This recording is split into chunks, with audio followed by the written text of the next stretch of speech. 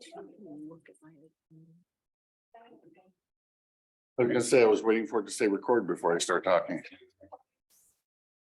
All right, I guess we'll go anyway. You're unmuted, we are recording, so we will open our morning workshop, Klickitat County Board of Commissioners.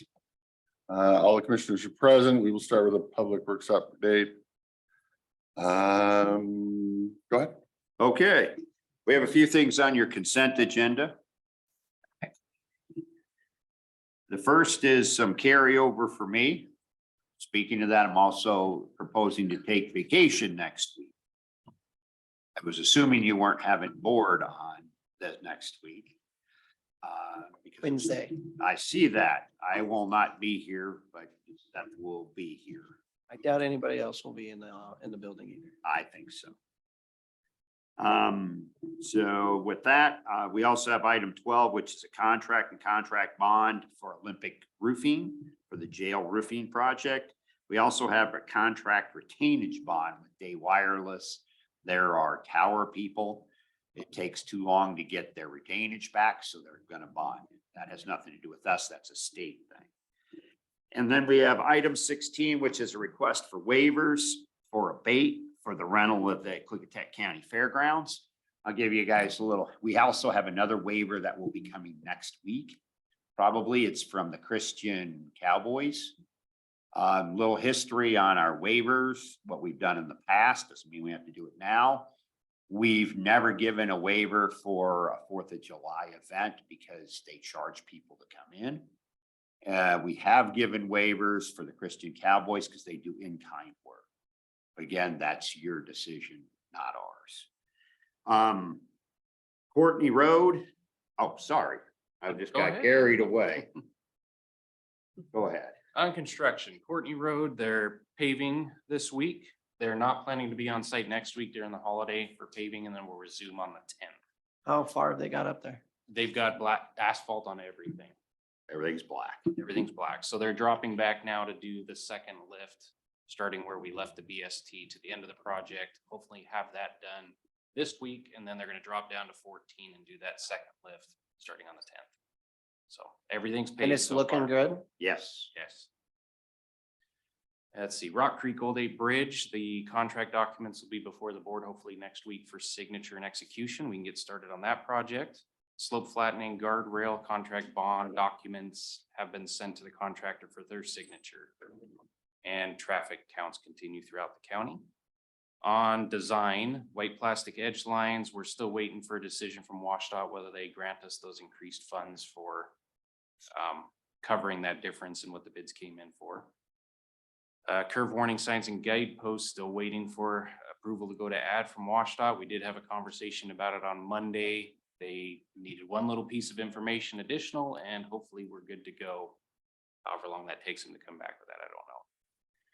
Data collection project, contract negotiations are complete, and the documents are being put together so that we can execute a contract with the consultant.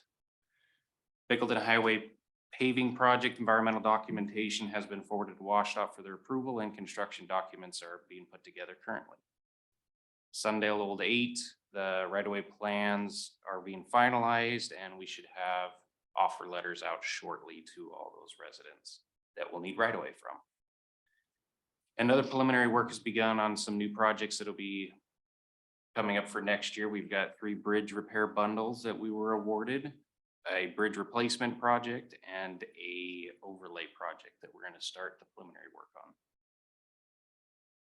And engineering staff continues to assist the maintenance crews with their road projects in the Bickleton area. Speaking of that, attached to the back of this is what the road now looks like in Bickleton. There's 2 pictures. The first one's from the east end, the other one's from the west end. And Bickleton through town is now ground up.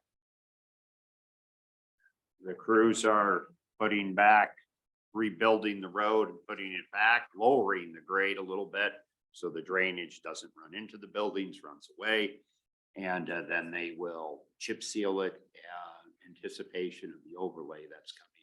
That's said later on this year, later on this summer. Okay, speaking of that, the crews are working in Bickleton. The east side crews, both east side crews are in Bickleton, working on the Bickleton Highway widening and overlay or rebuild section and in town. West End, they're patching in Glenwood this week.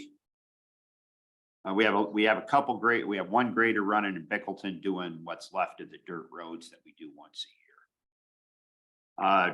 County Services Building, nothing's really changed. We have the health scheduled for August. Part of that is because our carpenters have to go in and cut out the sheetrock and want to be able to put it back. It's not to do with our contractor. Let's see, jail roof replacement. We had the pre-con last week. They're still scheduled for September. Dispatch basement, just a few minor items, which will be complete tomorrow. That project is done. Fairground events. We have I'm not even going to try to say it. We have a 15th birthday party. There you see, I knew somebody could say it. Yes, Quinceanera birthday party at the fairgrounds on July 8th in the cafeteria. Annex 4, we're actually doing a little more in Annex 4. Been working with Erin. She wants to get a bigger waiting room and things like that. So we're doing a little bit of remodel. We're going to actually bring in a painting contractor to repaint the annex.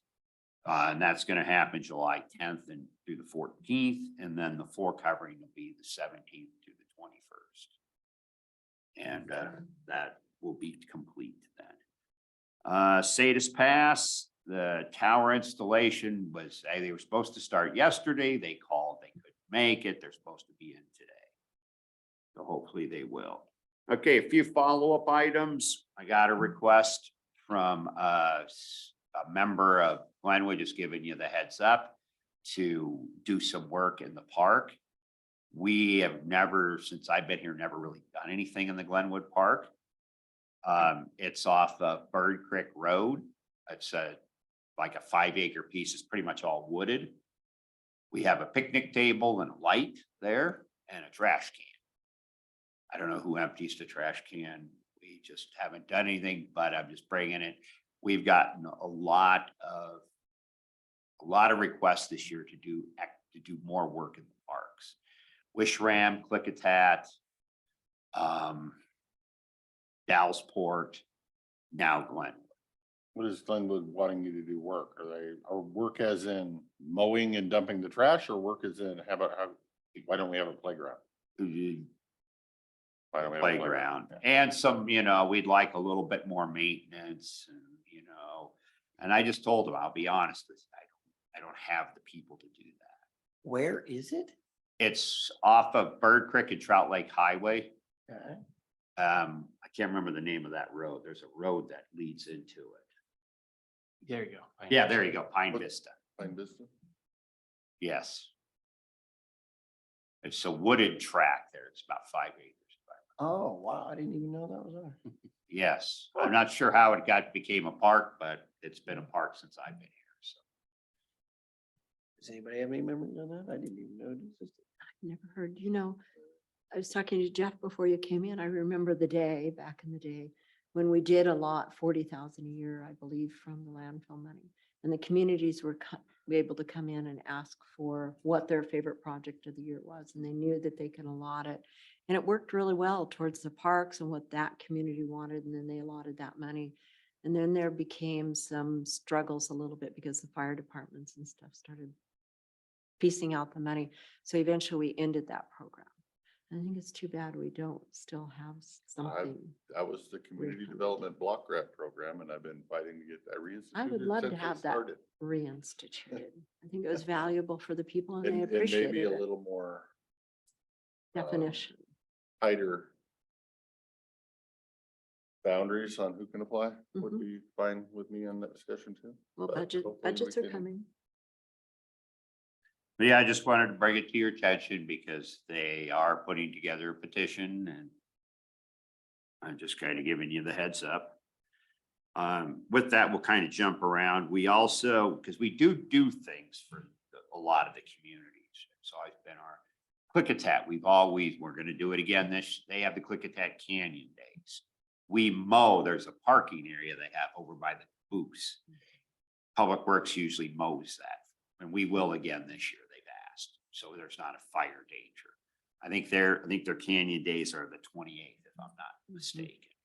So we'll mow that before that If time. we can go back to parks really quickly. Okay, We obviously have parks that we know about and parks that we don't know about. We also know our park plan is severely outdated. What is your timeline and motivation for updating our parks plan and getting a list of all these parks and literally going through a parks plan, which I don't know if everybody's familiar with. I'm going through it now with Goldendale, where you list all the parks and what you would like to see in your overranging vision. And not that you're ever going to get all these things done, but it puts the community vision for the park and each park in your park plan. So that way, hopefully, when we do budget for things, we can have a 6-year parks plan or whatever. if you want it to be a higher priority, we can do that. I can, I'll put together a list of the parks. I'll be honest, any improvements we do, now we have to maintain. And that's the bigger thing for me. Well, that's a budgetary expense for buildings and grounds. Yes. But that is a budgetary expense that would then be a policy decision by this board. If we so choose to do so, we would Yeah. probably need to hire another buildings and ground person. There would be a parks maintenance, whatever, facilitator. And we would have to factor that into whatever we were doing with the parks budget. But I know with the parks plan, like the Dallasport Park that they would like to apply for granting on. Good luck if you do not have a current parks plan, which is Correct. why we're redoing the Goldendale one in time for next year's RCO grant. Mm-hmm. But if we don't, as a county, get our own ducks in order with our own parks plan, then we get to tell communities like Dallasport next year, sorry, we didn't get it done, so there's no sense even applying for the grant. And I don't know, I'm not that guy, so I would rather get it done. Well, we could work, we'll But work. I'm on only that. one vote. You would need a second vote for that. but- I mean, we could work on that. I was thinking about bringing something forward anyway, to, during the budget time as an option to let the board know that in the past, we've I'll be honest, our level of service has gone down this year because I don't have any summer help. We used to hire summer help. First of all, it's hard to find summer help. That's, honestly, it isn't just a financial thing. They're hard to come by. We might be able to come by.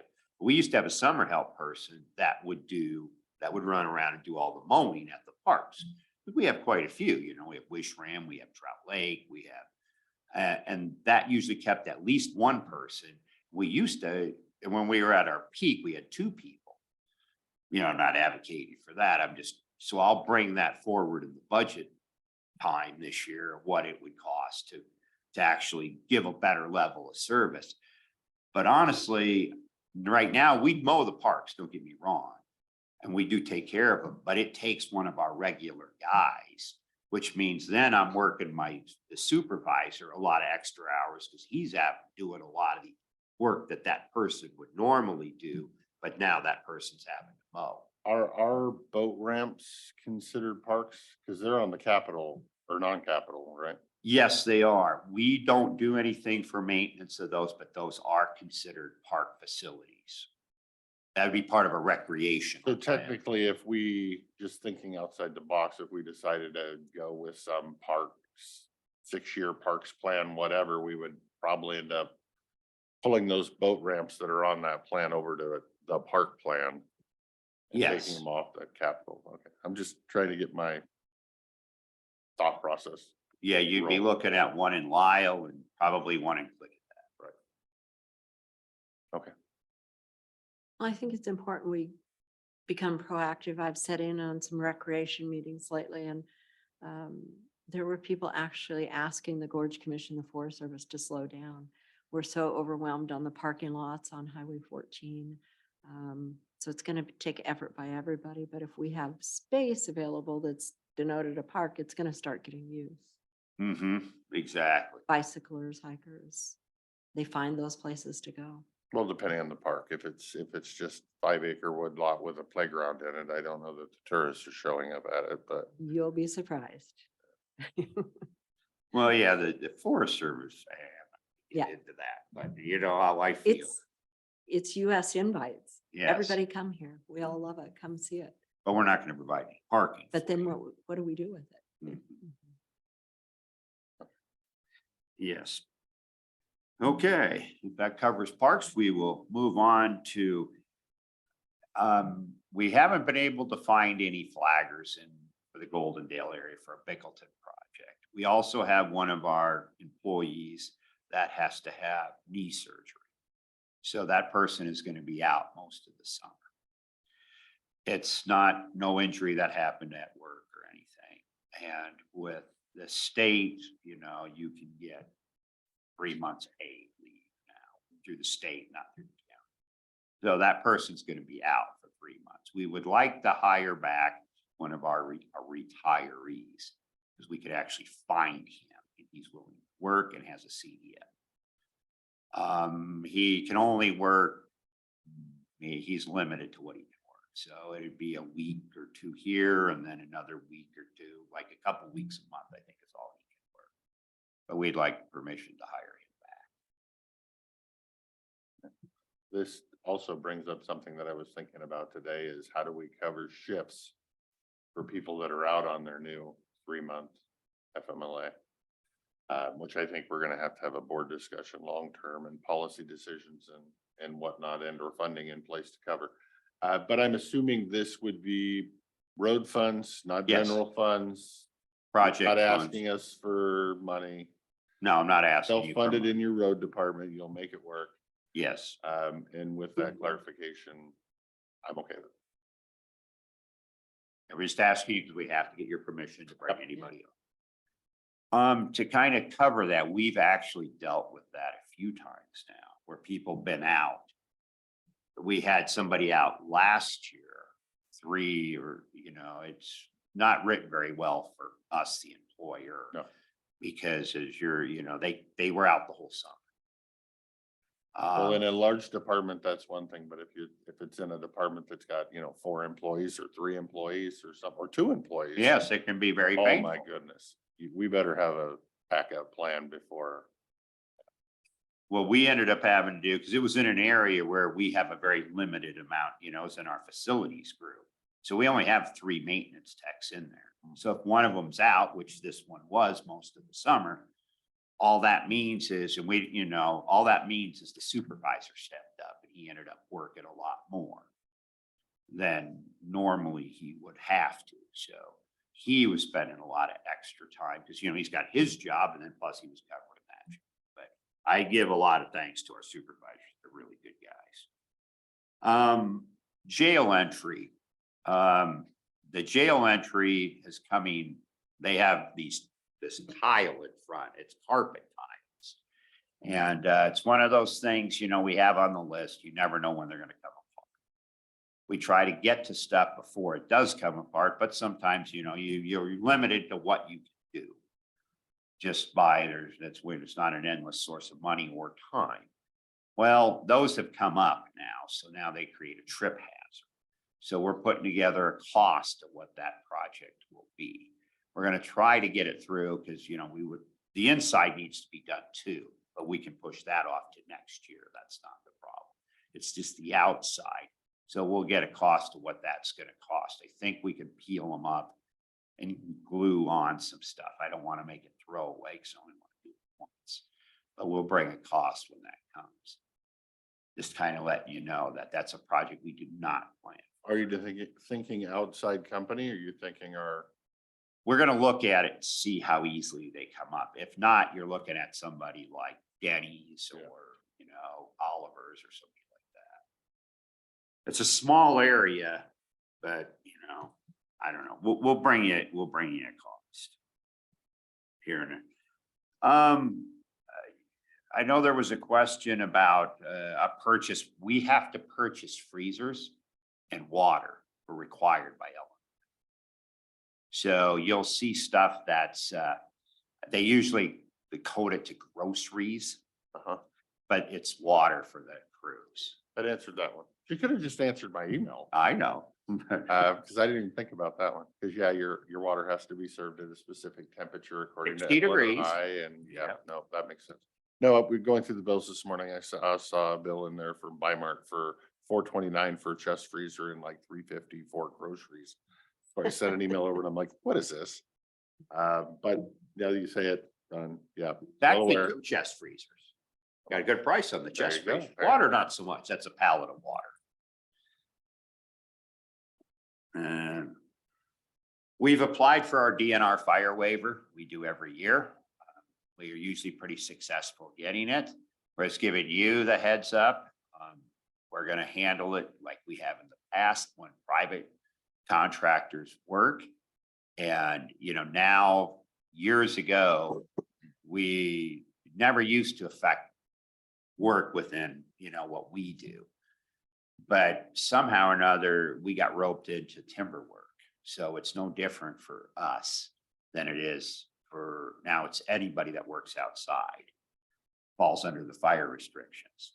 The reason I'm bringing it to the board's attention is it hasn't really affected because we get a waiver. The private guys will not get a waiver. They won't give it to them. So what that means is we just tell people, we don't police it. It's not our deal to police.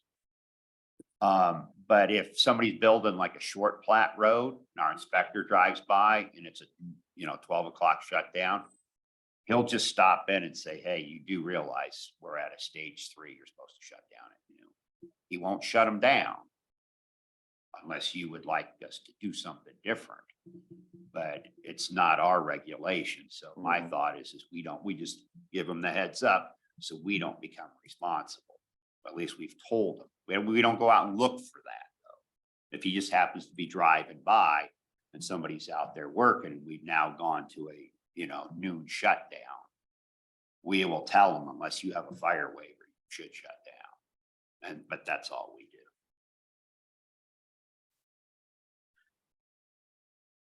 How does DNR have control over shutdown on non-industrial timber grounds? That's a good question. I don't, how does that work? I don't see how where does their jurisdiction come from for having that off timberlands? Yeah, I don't know that either, be honest with you. Because that would be our local fire ordinance. That's what I thought too, but they control what we do. We can't even chip seal or work on the roads. Do we get We get a state- waiver. But do we get a state permit from them? We get a waiver from DNR. But do we get a No, permit? to we chip don't seal? know. But No, this that's is a what- new development in the last couple of years, like it was some kind of legislative thing that passed. It was a legislative thing that passed, I want to say 5 years ago, 6 years ago. I say, this is a new development. I remember This is that. fairly new because actually we asked, because we couldn't get a waiver one year. They refused. Yeah, I remember that. And we asked Dave. But I we've think- gotten waivers before that, right? Yes, and we got one last year. The year before that, we didn't get one. They just refused. And so we pushed, I think we actually talked to, I think it was Dave, or we might even talk to Jim. I think it was during their time, the previous board, to go talk to Hillary Franz about finding out why the heck we even fall under this. Why does it matter to us? We're using the equipment you use to fight fire with. Because I said, if it goes to a 4, we're done. I got guys sitting around the shop. I don't foresee that this year. I don't think we're gonna get there. But if we were, but so far we've been fortunate enough to get the waiver, but the private guys, and in the past, it never affected that type of thing unless you were working on timberlands. But the last 5 or 6 years, it has affected that. So does it affect everything? Does it affect people's private rock crushing operations that need DNR permits? Does it affect people that are putting in water pipelines on property? Like, what is and is, how do we find out what they have control over, especially if we're gonna tell people, oh, if you're building a short plat, you have to shut down, but the rock crushing operation and the. No, we don't tell them they have to shut down. We just tell them, be advised that you could fall under this because we don't regulate that. That's what we've done so far. The way we've been told is if you fall under, if you're within the DNR's fire responsibility zone, which is most of Klickitat County, you fall under their fire regulations. So only except for way out east do we not, where they would be in charge of a fire. If a fire started, you have to abide by their fire code. Do we know, are other counties doing this, following through? We'll check with other counties. Thanks.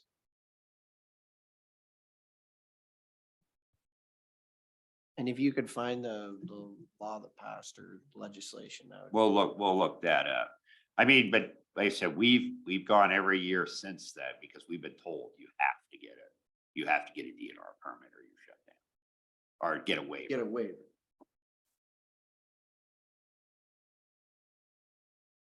And more good news. I mean, if DNR wants to, if we have to shut down our contractors, if DNR wants to pay for the shutdown, fine. Well, we tell our contractors, like Dean, he has to get a waiver. If he But wants. they don't give them, right? Well, they give them to him because he's big enough. I don't know if they'll give them to the small guy, but they'll give him a waiver. Because he's gotten them before. He says, I'm working on Courtney Road project. Now, I'm not saying, okay, that was my play on it. I don't think they would give them to like, if I wanted to build my own little road, chances are they're probably not, they're gonna tell me tough. They're not gonna give me a waiver. Because it's hard enough for me to get a waiver, for us to get a waiver.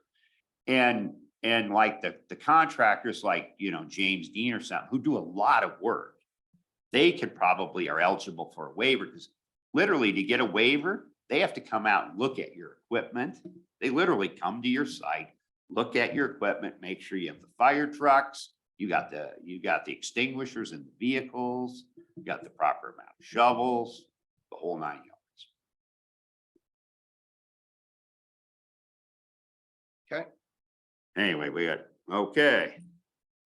Another quick heads up, speed limit has been lowered in Lyle on 142 to 30 miles an hour. They actually, DOT did that. They also placed a crosswalk across 142 for the parking that they have for that, parking or that ride that, They did put a crosswalk in there, huh? Yes. 2 of them, I think. yeah. Mhm. That shocks. Yeah, we were pushing for that for a while.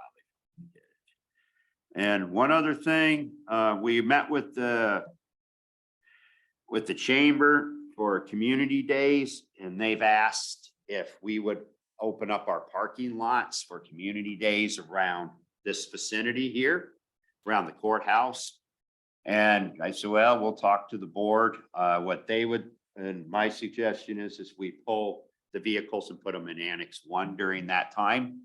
If that's okay with the board, we'd send out an email, tell everybody they need to move all the county vehicles out of there. Friday, they're gonna close Court Street. That's not our deal, it's their street. So they're working with the city, they're gonna close Court Street. I guess that's just kind of weird to me. If we plug all our vehicles into Annex 1, that takes away the parking lot on Main Street.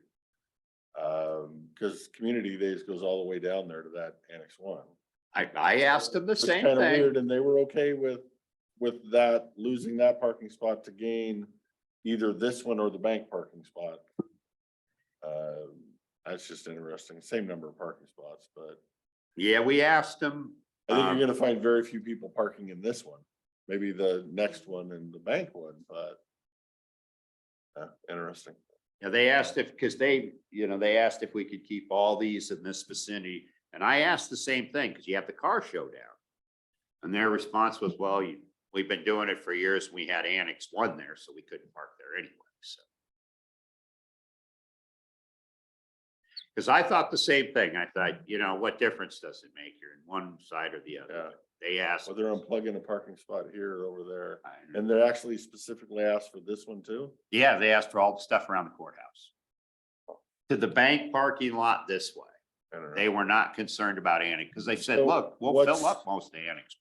Is you recommended to make all staff that has vehicles shuttle them over them themselves, or are you gonna have a public works person doing shuttles? I was gonna ask the people to shuttle themselves.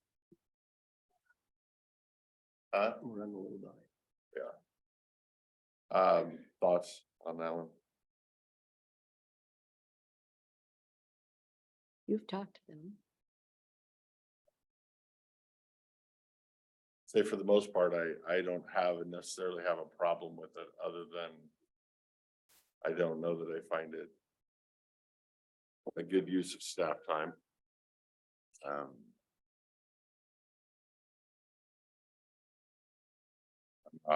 I'm not opposed. Yeah, you're not hearing any opposition, I guess, so sounds like. We'll put out an email and ask everybody to move them before that Friday, and hopefully, you know, if they're out driving around, when they're doing, you know, they're doing something, they just park them over there, and then they don't have to take an extra trip to go downstairs, move them over. Sorry, Elisa. Okay, I think that's all we have. I think that was enough. all right. I don't have anything. Do you guys have anything? No. Thank you, gentlemen. Okay, thank you. I'm gonna jump out there.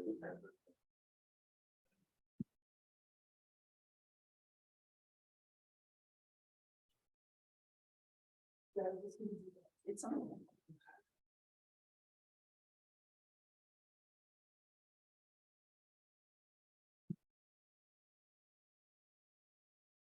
Not used to us being full staff, so I don't care about.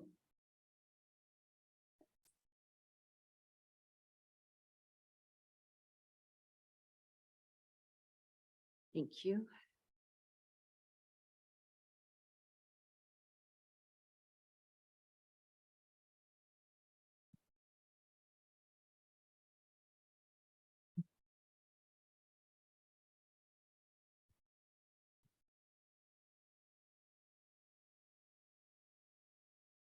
All right, next up is a code compliance update. Go ahead, Mr. George. Ready, code compliance is currently at 37 cases, up 7 since my last update. 6 new cases are code violations and 1 is a nuisance complaint. 1 complaint was denied and sent to appropriate authorities, and then out of those 37, 3 cases are pending the completion of my reports to be closed. And then we have a nuisance case on 400 series Woodland. I didn't put Woodland in there. Had been requesting a site inspection for some time. I concluded a site inspection which revealed the removal of 2 semi-truck trailers from the property. These 2 trailers were the most significant hurdle due to the size and extensive damage. I think we spoke about this previously, where they were, in order to remove them, I think they had to cut them into pieces, the trailers, so. This case was opened in 2021, which Lem Pratt estimated had approximately 100 vehicles on the property. As of now, I estimate work completion at about 95%. 1 year and 8 months have subsided since the case was opened, in my opinion, showing how voluntary compliance is slow but ultimately beneficial to the county, as the removal of hundreds of vehicles, including trailers, travel trailers, semi-trailers, and meniscus items would have been very costly. I think there's like 5 junk vehicles, and then most of the other stuff they're addressing. So, I mean, if you drive past the property, honestly, I think you wouldn't take a glance at it. So definitely touch up at this point. While on the topic of voluntary compliance, cleanup has commenced on a property on Olson Road. 2 complaints were filed regarding unsecured trash blowing onto surrounding parcels. The complainants also alleged that the household garbage was attracting rodents and flies. I visited the property shortly after. I witnessed unsecured trash blowing off the property and onto Olson Road. Attempts were made to locate the owner via mail and phone, but failed. With the help of the sheriff's office, I was able to speak with the property owner, allowing him time to reach out to his previous tenant to return to clean up the property. After months of no progress and more litter lining section of Olson Road, which is a county road, I issued a deadline before issuing a citation. The owner reached out to me before the completion of the deadline, agreeing to clean up the property himself. Further inspection showed slow but continuous process. Improvements. Multiple informal complaints have been received regarding leaked or dumped sewage in Roosevelt. On numerous occasions, I've driven to attempt to locate, but have left empty-handed. Upon arrival, the soil has been undisturbed, dry, no presence of smell or discoloration. As of now, my department has been addressing allegations of dumped or spilling sewage on a verbal complaint, with the request of formal complaints being filled out as soon as possible. But no one has ever followed up on submitting a complaint. So with that one, you get somebody that calls you and says, hey, there's sewage, but they never end up filling out a complaint. Usually what I'll do is I'll ask them, is it ongoing? And if they say yes, then I'll say, all right, I'll go take a look at it just to address it as soon as possible. And I ask them for their email or mailing address so I can send them out a complaint form, or I ask them to stop by in person and fill it out. And I would say good majority of the time people will say yes, and but then there's no follow through. It sounds like this one almost is like RVs. RVs, yeah. But if there was actually sewage, you would find it. Mhm. So I guess I would say, I don't know, it's part of me is saying I understand going to a house with a septic that's supposedly gonna leak. Mhm. Or has a leak, but to chase down RVs that are just parked in the side of the road and dripping and somebody calls in a complaint and Roosevelt has that RV park, and I don't know the restaurant's name. So there's multiple RVs in that little section. I would say estimate like 8, 9 RVs. And then there's a property owner that allegedly doesn't house people next to the post office. And there's a good amount of them that, in my opinion, are being lived in. And I've received a lot of complaints from people saying, hey, you're not doing anything, and it smells like sewage every time I go pick up my mail. So that is so usually they're calling on, is it the same people calling or are these multiple different just people? different people, yeah. Calling on the same location, but you can go to the location and never finding anything.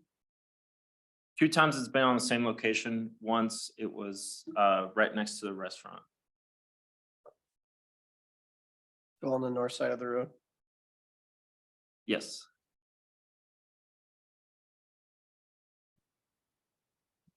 North side of the road restaurant, south side of the road. That's, yeah, south side of the road, sorry. Okay, south side. I didn't say north side of the road's Republic, so.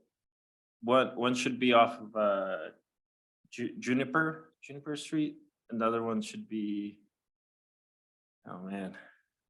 Should know my roads in Roosevelt by now. I still don't. They make a good chicken wrap, I know that. I like their street tacos. So were there trailers on the property there behind the restaurant? Yes. Okay, that's what I'm looking at. And are So- they, and do they have CUP or anything? Do we know of, or RV park? From memory, I believe I asked planning department, they said yes, but I can verify. I just don't see where not much septic would be going. Roosevelt doesn't have a septic system. do they? Yeah. But they do have a septic system. Never mind. So usually that's the only reason I drive out there is there's a higher risk of sewage being leaked, but at this point, what bothers me more is that I foresee issues if something does come up where I went out there trying to be reactive, but then the public doesn't follow through with submitting complaints. Which actually is a good segue into the next part. I'm working on the revision of the complaint form. The main changes I want to include is the rename of the complaint form to a grievance form, as I have found that complaint is received negatively and oftentimes received with the mentality of, I'm not a complainer, or, well, I'm not complaining, but another change would be the addition of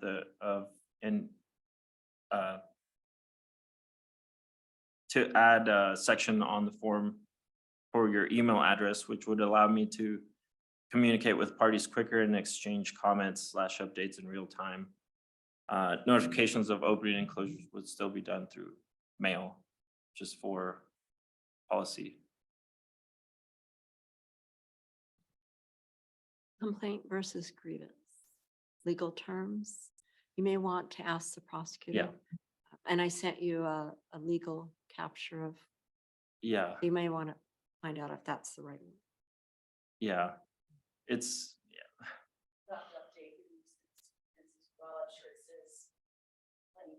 Let's just say that everything would have to be the same, so, yeah, I don't think you just shoot one without. Yeah. shipping the whole code. I mean, it's You might an have to- idea. Might an have to idea. get crafty and write. Would it make more sense to possibly have one be a nuisance complaint versus, or a code violation complaint, so that you're creating a separation between code and nuisance? Maybe you And could use, using a different word on those two rather than. use the word concern. Yeah. Rather than. I don't know. I think No, we're not making if it you're far more signing your name difficult to a than it needs paper. to be. Yeah, because- I guess kind of goes back though, usually, as far as I know, we don't investigate something unless somebody's put something down in writing. Formal. And so you have 37 cases, you're driving out to Roosevelt multiple times.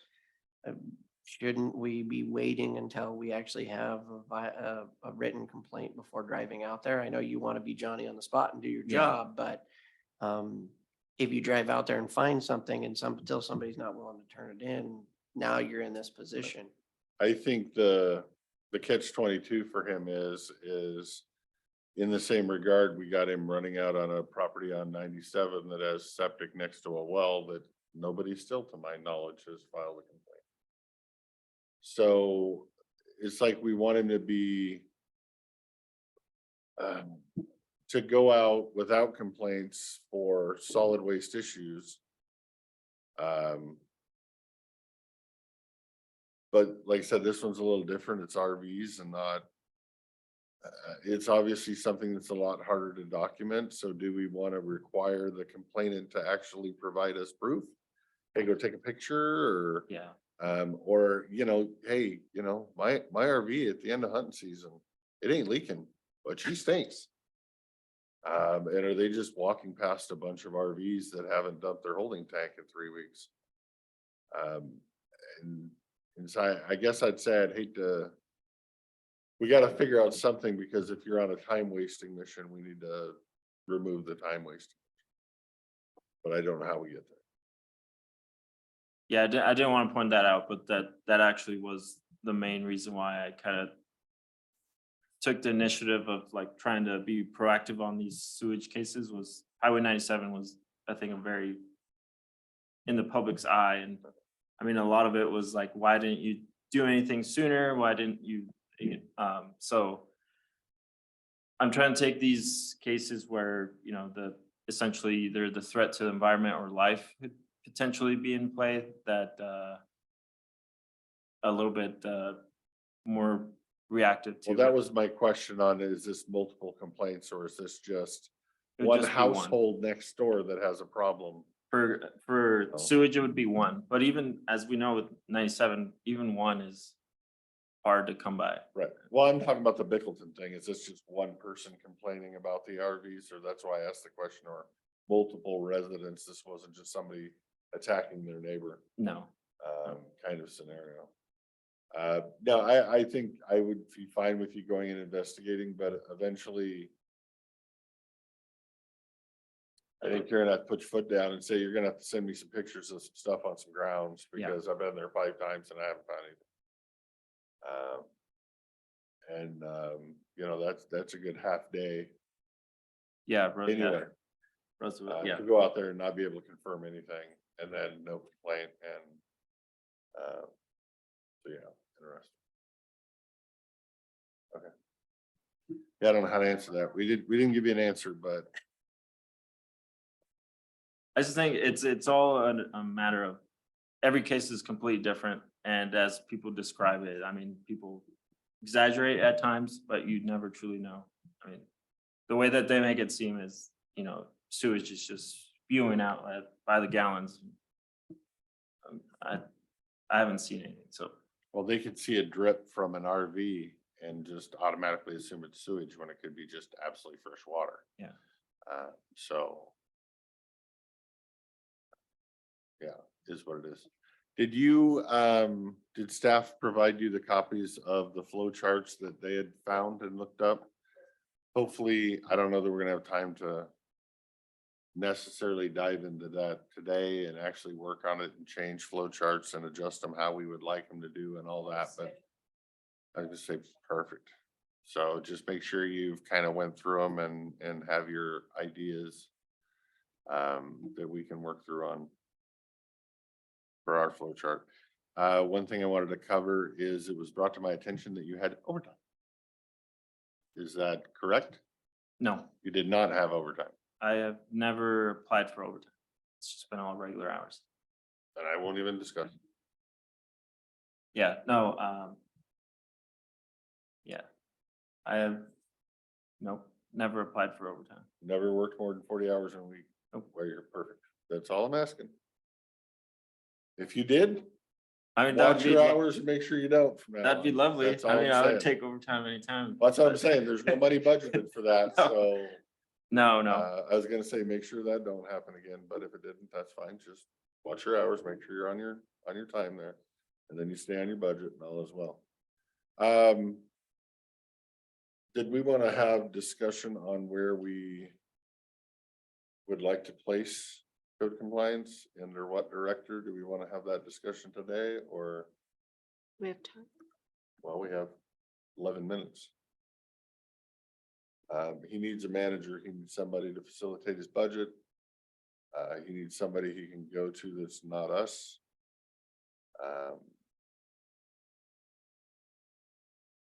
So, Well, we've had this discussion. And that's why we have the community services director position that's still currently open. Mhm. And I think we're gonna have to talk about the budget for natural resources and economic development, and who's gonna help build that budget to get it to Jen. So I see this as a little bigger conversation. well, that's if we still put it in the community services department, But you think which about is putting my it somewhere question else? is putting it back in building. I think if we wanna have that discussion, we should probably invite Lynn down.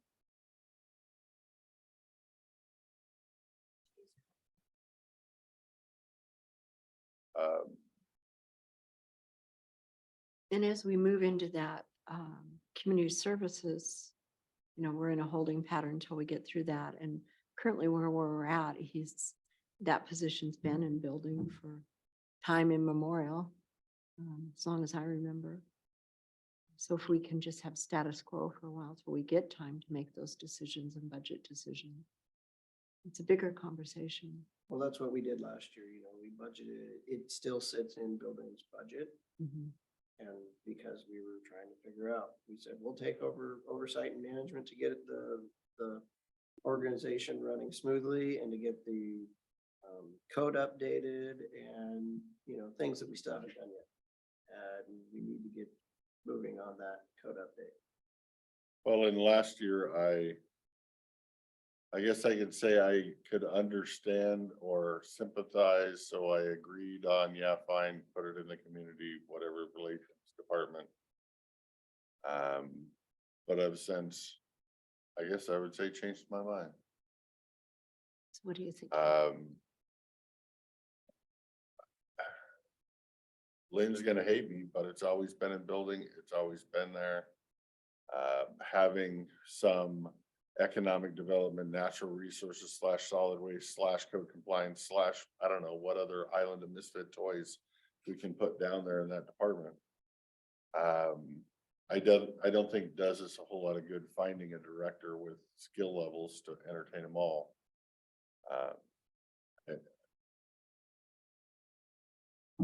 I think it should be in building. And I think management should be in building, and I think the financial oversight should be in building, and I think that director should be the director overseeing code compliance. So Well, I'm one way, he's the other way, and you're the toss up. um, it makes sense to me because it is in the job description. And that's where the code comes from for the most part, with coordination with the health department. It's functioned there for years and done well. We are in a big transition all over the place, and if we could have a status quo to see how we could make it work and make it function for at least another year, so we can get somebody on board and see how much they can handle and how appropriate it would be to take and put him under community services when all the code and stuff is coming out of building and health anyhow. And his office is it's a- still up there. Yeah, it was confusing for me that we were adding it to the new community service program. I didn't especially agree with that. So on Lynn's part, if we could have just status quo now to give us the room to build that new department, build that new person and get them going, but yet still have the assistance of the building department under the job description where it's been for 30 Well, they years. are, the building department status quo right now is Lynn is to facilitate the budget, but no department oversight, not the director of. There she goes. Surprise, surprise. We Talk long are enough, the she'd make it. director of- So it's a matter of, do you want us to continue for the next year to be the director of code compliance? Mhm. Or are you? I guess I needed more clarification of where you're coming from. And she's here to fight us every Yes, she step is. of the way. I am. I'm aware. I'm fine with status quo for another year. But I don't ultimately feel that it should stay under me because I feel that I cannot offer the protection to his position or whomever is in that position that it deserves. What do you mean by protection? They don't have a safe job. I'm not the sheriff's department. Okay. I cannot authorize him to carry a weapon. Sheriff's department can, I cannot.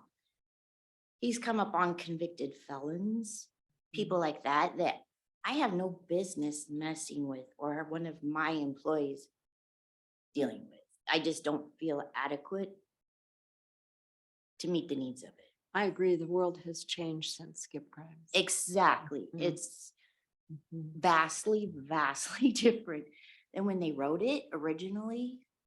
I mean, the world has changed, the topics have changed. It's just a lot different.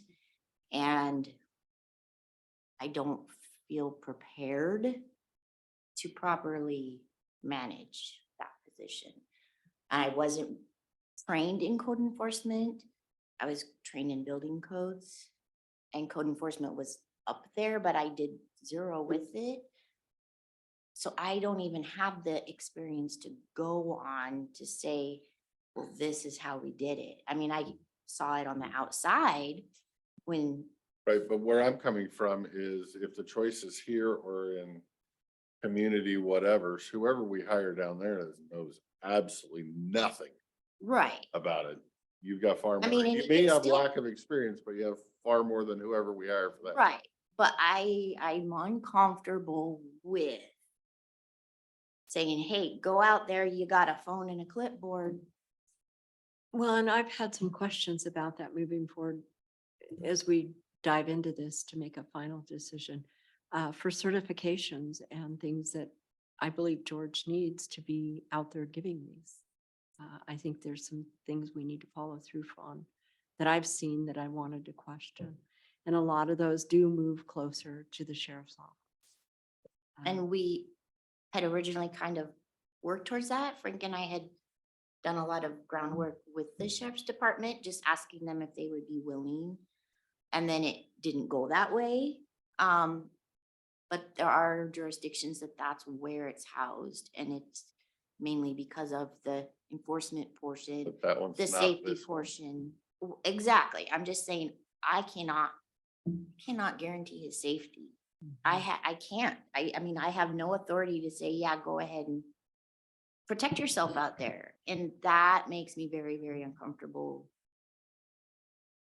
So my vote is let Lynn hang on for a little bit, not even a year maybe, but let us really battle Right, this but out. are we and going decide. to have a director or are we still going to be the director? All she's doing right now is facilitating the budget. But I think we all agree that there needs to be a director somewhere for George to report to. And we need that appropriate person for him that is going to protect him plus direct him. I don't know laws. I mean, I don't know any of that stuff. I know building code, but I don't know the laws about how to serve someone, properly documenting for serving so that it goes to court correctly and doesn't get tossed. I mean, there's a lot of that he has to know that I don't know. I will say officer safety, now that I've done this for a while, officer safety is a big one. I mean, I feel comfortable with my own abilities, so it doesn't scare me as much. But I could see how if someone else took the position, they weren't allowed to either carry or knew how to act in certain circumstances, where it could be it could go bad pretty quickly. I think there's one time I knocked on the door, there was a guy with a warrant, which his house ended up getting raided like a couple days or weeks later. And then another one on Troy Lane, I believe there was a guy who I was out there just doing my own documenting, taking pictures. And then turns out there was a guy from the Dalles wanted for attempted murder, I believe. Right, but So- that's everywhere. The code enforcement person in Goldendale deals with that. The woman that's the code enforcement person in the Dalles that actually applied over here for a different job. If I can pitch you, some of the places that I go to, even my radio doesn't work. My cell phone doesn't work. Sometimes I have to drive up the hill or wherever I'm at just to be able to use my radio or use my phone. I mean, when you start thinking about it, like, I use the sheriff's office quite a bit. To skip trace people, to let them know where I'm at. I mean, it does make sense in some degrees, like, and if I were to use, God forbid, to be in a use of force, I can guarantee you someone would go after me and be like, where's your credentials? What? I mean, I do lean on the sheriff's office. Like, obviously I was qualified through the sheriff's office, and I know the use of force, and like anytime that they provide training, I'll take it. But So do you know who the code compliance in the Dalles and the other one you spoke of are under? Are they under their police know. department? I think So- so Nikki, I believe, is the Dalles. She reports to the city hall, I believe. But we could find out what department for sure, or this could be a question for legal counsel. Where, giving us direction, where do we make this decision so we Well, make the right one? if I'm getting legal counsel, I want legal counsel that's pointing to an RCW that says where it should go. I don't want a policy opinion. If it's gonna come back as, there is no RCW. So that means it would come back as a policy opinion, and this Okay. is the board that makes policy opinions. if there was an RCW that it had to be in building or had to be in sheriff or whatever, it would already be there. Okay, This is a decision we make on how we want that department to be facilitated going forward. And then we put it in the appropriate department that we think is gonna best achieve the agenda of the policy that we're trying to facilitate. And so, yeah, okay. Sounds like status quo. You're doing the budget, but you still have no director, and we'll have to talk about it and dive into it more on a workshop or something. and I commit to diving in and looking into where some of the other ones are placed and why, and the certifications that I'd heard about that you might need. And then we'll come back. We won't let it kick the can down the road too far. And Mochi and I, we're always available to help him with our portion. Oh, yeah, absolutely. So that's never an issue. I will help in any way I can. I just don't feel qualified to be the director of him and ensuring his safety. The truth. But if that was our choice, you'd be okay with it. You just wouldn't like it. I'm not gonna say that, but. Okay. Talk about the redheaded stepchild here. Here I am, no one wants me. You're not redheaded, Mr. George. I Good try. just don't like the fact that I'm sending someone out there for something I feel not qualified in handling. I don't understand the laws. I don't understand those portions of it. I understand building code. And I see situations that George will have to soon visit in our community, probably. It's coming with sewer situations and some things. I wouldn't knock on their doors. Yeah, it helps that so I worked in the jail for a bit, and it helps that I know a lot of, I have rapport with a lot of people from the community. And, yeah, if it wasn't that way, yeah, I don't know. Code compliance is definitely very unique. And, I rely on a lot of people, not just the sheriff's office. I mean, building, planning, health department, public works. I mean, I interact with them at least once a week, it seems like. All right. For past time, is there anything else for these fine people? I would like to put this discussion on for, add this to our next workshop. Thank you. Done deal. I think that's the best place for it. I Yeah. have plenty to say. No one loves me. I love you, George. Hey, That's why I want you to be safe.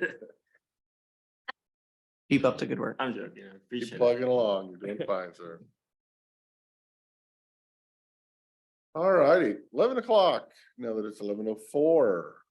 Economic Development, Natural Resources Department update. I don't know who's doing what, but bring it on down. We'll let Lynn go first for natural resources. Hi.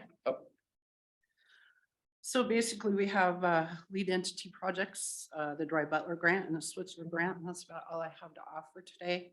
Lead entity, we are still in the midst of our grant round, or the girls didn't like my acronyms last time. Surfboard, which stands for Salmon Recovery Funding Board grant round. We had our technical committee or our citizens review committee on the 15th, and they approved all 3 of the projects that had been presented. The little bit of a snag that I'm having right now is that we approved projects in a total of $1,150,000, and I haven't really gotten final word from the entities that were helping us with funding on these projects. So do we recommend these to the board and they vote yes or no on them, or they actually look at the projects themselves and pick the winners or losers? That's our job. So the Citizens Review Committee puts forward a ranked list. The Board of County Commissioners puts forward our ranked list. That I then haven't seen a rank, so. we just finished it a little while ago, We- and I was working on that, remember? I was gonna say, but if facilitated. it's coming from the Board of Commissioners, that's this body. Yes, I don't know anything about it. yes. So once the applications are Come done, from this board, which means at least 2 out of 3 commissioners. Correct? authorize the projects, but the ranked list that gets submitted based on the ranking is from the CRC, and that gets inputted into Prism as the ranking.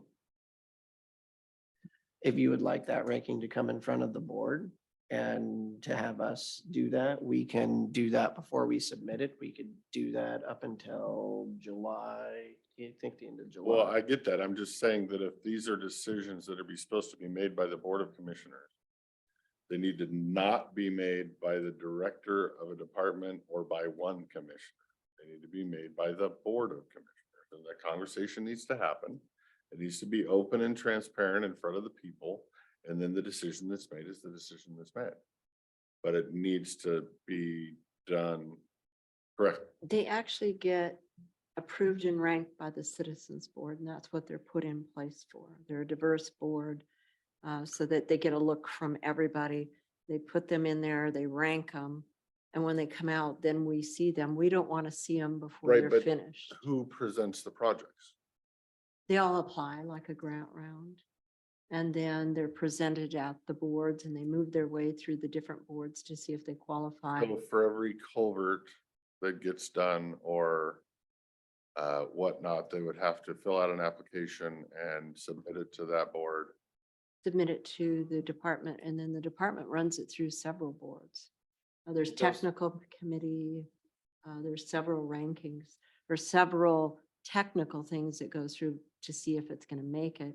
Then it goes to the Citizens Review Committee to say, what do you think is most important for salmon recovery in our county? And then they hash it out at the table and they rank them for, we think this one should get the first crack for funding, then this one will be our second priority. This one would be our third priority, and that's what they tell the state. If you're gonna fund us, we as citizens believe this one should have the first funding. I understand that part. My point is, how do the projects get to them? They apply. Anybody can Individual apply. projects, Mhm. Yeah. Mhm. they apply. They'll have an through- open grant round and everybody will get an advertisement. And so here come the applications. And then they have to come in and present their project and defend their application with the different boards. It's a long process. Mhm. Takes about 6 months. And then they also need to be consistent with our salmon recovery strategy. We have 2 different pots of money. We have Lower Columbia dollars and Mid-Sea dollars, where we are kind of like that outlier, much like how George feels, because all the other counties, so all the way Skamania, all the way to Pacific County are part of the salmon recovery region, that it's one process. They do all their applications and everything. What we do here in Klickitat County, and we've done, and there's only a couple other counties that do it our way, is we get an allocation out of the dollars from the region, from both the lower sea and the mid-sea dollars, and they're for different species of fish. And then we come up with the money that makes in the ranking. So there's actually 2 separate processes. There's dollars for the white salmon, and then there's dollars for the Klickitat and everything to the east. And then the dollars from the east can move into the white salmon because there's mid-sea fish in the white salmon. But white salmon money cannot move into the into the Klickitat, because there's no Lower Columbia salmon stocks in the Klickitat. They're all. And as they move through the boards, they get a healthy look because the boards are set up under RCW to be diverse. You have to have irrigators, you have to have tribe, you have to have farmer, you have to have, it's a diverse board, each one of them. And you have some pretty heated conversations at the tables as they move forward. And some of them get kicked out. And then at the same time, you're also going through, the other part of the process is the state RCO has their own technical folks that come down and go on the tours, and they provide comments. And then in order for a project to actually make it through the process, so we can rank it, but the project could still not get funding by the state unless the state technical review panel authorizes it, saying it's a good board. But I think where we were going is Lynn was just about to tell you which projects were what and what the ranking was, and then this board can agree with that. And if this board agrees with that, then we can actually go fill out the part in Prism and say, these are the ranked lists. However, I am not, I haven't really input the ranking into the system yet because there is a bit of a question about funding at this point. I just heard from Steve Manlow this morning. He's talking about 124,000 for the Lower Columbia. We have $650,000 worth of projects. And we also have the leftover dollars. And the Yeah, other there money. was, it's still not gonna be quite enough. And then, there was some talk from the Lower Columbia that they were going to, kick in another $400,000, but at this point, they're looking like they're not going to because a couple of the projects that they thought weren't gonna make the grade apparently did at the last minute. So I'm still kind of waiting to get the final word on exactly how much we have coming in. Because at this, Right. at the end of the grant, at the end of the citizens review ranking meeting, you know, we felt fairly confident we were gonna be able to fund all three projects. And at this point, I'm still kind of, things are still a little bit up in the air. And so usually this would, or the next meeting in front of the commissioners is when staff presents the list, which I hope you do. And then at that time, we actually have the ability to throw out any of them that if we don't think it matches. It has never been done, but being that we are the electeds, we do have the ability to do that. And Do you then want to tell them I- about the projects? Sure. I was just gonna throw in one extra thing. The actual deadline for final applications in the system was actually midnight last night. So, So that is for the completed application, and then it locks it down and they can't make any changes to those applications. correct. So basically, one of the projects was for the Upper Rattlesnake Creek floodplain restoration for $150,000. That is considered in the White Salmon Basin. And I believe that was Columbia Land Trust. And that was ranking number 1. Yes. And then Howard Lake Road, Upper Klickitat floodplain restoration was $500,000, and that was brought forward from the Yakima Nation. Lower White Salmon River Conservation Acquisition was another $500,000, and that's just for RCO ask. That is not the total amount of the project. They have matching funds. All of these different entities have matching funds. That was also brought forward with Yakima Nation. The floodplain restoration project has been kind of an ongoing project that's had different bits and pieces added to it over the years. And the Lower White Salmon River Conservation Acquisition Project is a new one. They're talking about acquiring property, everything downstream from the former Condit Dam site, Whose project is that? Yakima Nation. So it's saving fish by acquiring land?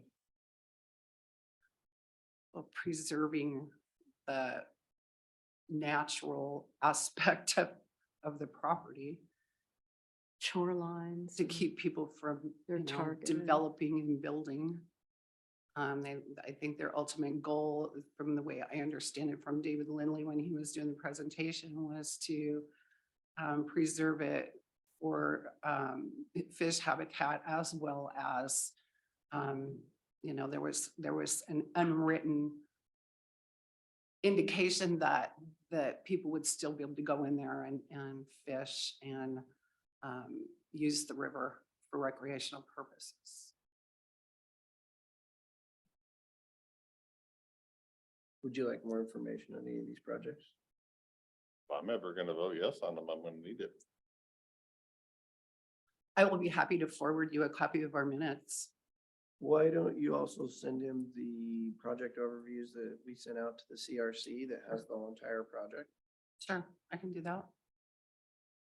And then maybe next week we can have a discussion Sure. in order for you to vote on it? I mean, usually it's a thumbs up or thumbs down. To move forward. If I need a discussion, I will get with our acting natural resources person. Get into Okay. discussion. But thank you, sir. So we have to get this inputted into Prism with the ranked list. So we probably need to have a discussion in order to do it. We don't put it in, no projects move forward. You're allowed to have whatever discussion you would like. Go ahead. Huh? When do you have to have it into Prism? I just spoke with my grant manager, our grant manager, pardon, this morning, and she understands that we're kind of in the process of trying to sort the numbers out. I told her that I would try to have that done by next week. Right, but the date, you should have a piece of paper that has the date that it needs to be, the ranking needs to be turned in on Prism. The applications are complete, but the ranking needs to be turned in. I know mid-C is going in July, so I think it might be the end of July where that ranking has to be turned in. I can't remember the date. How did they come up with the ranking? So all three projects are submitted with no ranking criteria to this board. And then this board debates them and comes up with the rank. Is that correct? There's an entire rubric that all of the members of the TC fill out ranking sheets, and that's out of 100 points. And then on each three of them, and then the TC gets together, they forward it to the CRC, the Citizens Review Committee.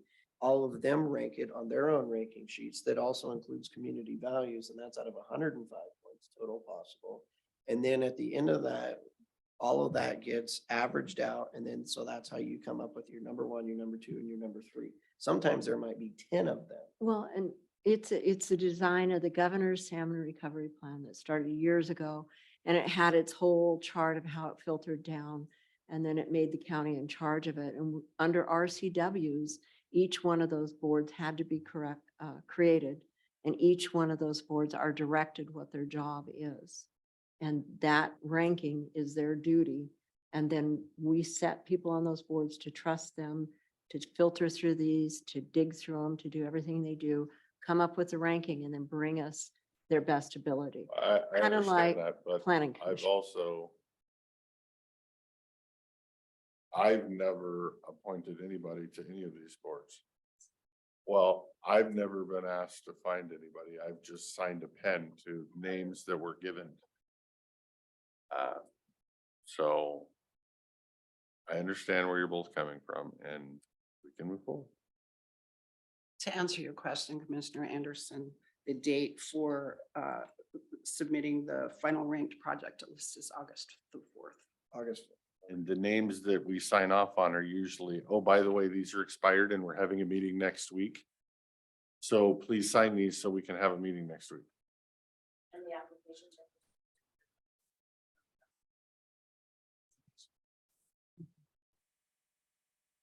And I'm fine with the ranking as is, knowing what the projects are with an actual stream restoration, which is on the back of the fish, versus land acquisition. Especially if you're having budget shortfall, I'd rather see best bang for the buck and put it on the fish for number one. So I hear what you said earlier, Commissioner Christopher. The question of, is changing the ownership title on a piece of property, is that actually helping fish? Because we are getting a lot of those projects that come through that are acquisition projects. There's been a lot of discussion over the years internally from staff on, are we actually protecting fish? Because we also have the Shorelines Management Act, the Critical Areas Ordinance. You have a bunch of other environmental, we have buffers, setbacks, we have all these other things that help protect fish. And so what is the best place or the best name to protect fish and best way to do it? And that's, staff, we've always said it's actual projects on the ground. the Upper Rattlesnake project that is being proposed is on land that was a previous surfboard application in order to buy. And so the land trust bought the property on a previous application. Now they're going through and now they're doing stream restoration within it to enhance pools and the channel, the stream channel. And so that's all the other reason that they like to use is that, well, it's a lot easier for us to do restoration if we own the property, then we're not working with the landowner, we are the landowner. But when you ask the question, is that the best place for the money? We've had many of those discussions and I completely understand where you're coming from.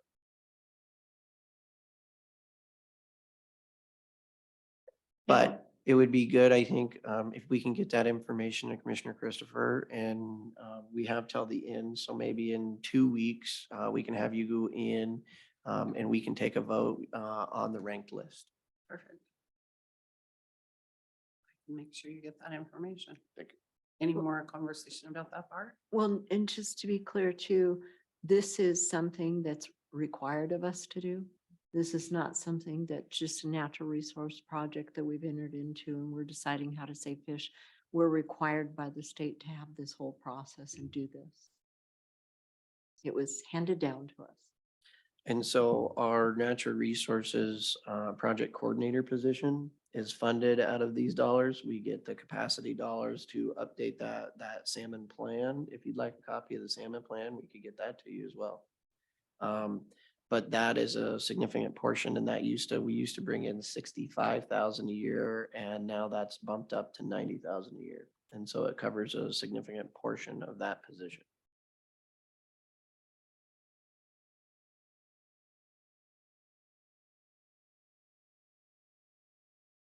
Anything else in natural resources? I do have a couple things. With Dry Butler, I was able to finally get us current on our progress reports and payment requests. We're up to date at this point. Today. Switzerland, there was a new grant amendment effective July 1st, and it's a time-only extension to December 31st. There's still discussion. There's a target for the end of July for a broader amendment to submit a larger budget. And there's a meeting that Richard already spoke with you about last time on July 18th with Benton County Commissioners. And that's all I have for now. Okay, so for economic development, bottom line up front, I want to ask if I can pursue an integrated planning grant with the Department of Ecology for the Klickitat Mill site. From this last Thursday, the Klickitat Mill site, I've had since our last meeting a couple weeks ago, had a couple meetings with both the Department of Ecology and as well as state parks. And so with the integrated planning grant, they're up to $200,000. They open up July 8th and they close August 5th, early August. And so that $200,000, it is a competitive grant. The ask is up for $200,000 and the request would be to do vertical drilling and then horizontal drilling off just a couple of spots on the concrete pads to see what the current levels of contamination are underneath the concrete pads. Because the environmental site for the testing was just kind of south of our one last remaining building, and the environmental covenants only apply to that one specific spot. They don't extend over to the concrete pads. So the idea is with the Snyder Creek restoration that's been proposed by Mid-Columbia Fisheries, if there is any disturbance of the concrete, does that make the county liable? There's a lot of questions with that. As I spoke with Ecology about it, they had indicated that based on past uses of the buildings that were on those concrete pads, that the risk would be low. But that being said, I wanted to refer the Assistant Attorney General for Ecology, Ivy Anderson. I referred her over to our prosecuting attorney, David Quinnell, to get his so they could do legal talk and talk about the liability issues and everything. So the integrated planning grant would be the one piece of it, would just be the drilling. The second piece of that which is what I like, is the land reuse planning that's gonna go along with that. What are we gonna do with that? Everything on top of that concrete pad? What could we do in the future, as well as the community engagement portion of that? So whatever comes out of that plan, we can get kind of a stamp of approval from ecology. And I think that would also, I guess, the way I look at it is that would also allow us to have an extra layer of protection as we move forward and bring that land out of trust and bring it back into working order. So, and then the most recent meeting I had with that site was with State Parks earlier today, about, again, moving their trail southwards, or towards the highway. And so they're going to be speaking with the PUD about that, because they're tracking what we're trying to do with the property as well. So we're trying to get everybody on the same page, but that's my one request for the day. Is a grant match to this grant, and will it be in budget, or are you gonna need more than this grant will fund? From my understanding, there's not going to be any match Gotcha. request. Yeah. So that's speaking with Ollie. I still need to go through the guidelines, but it is going to be popping up here quickly, and I need to get it on minutes. If there is a grant match to it, I will come back immediately, and I can tell the board about them, because that's going to be a big portion of it. I wasn't able to find it.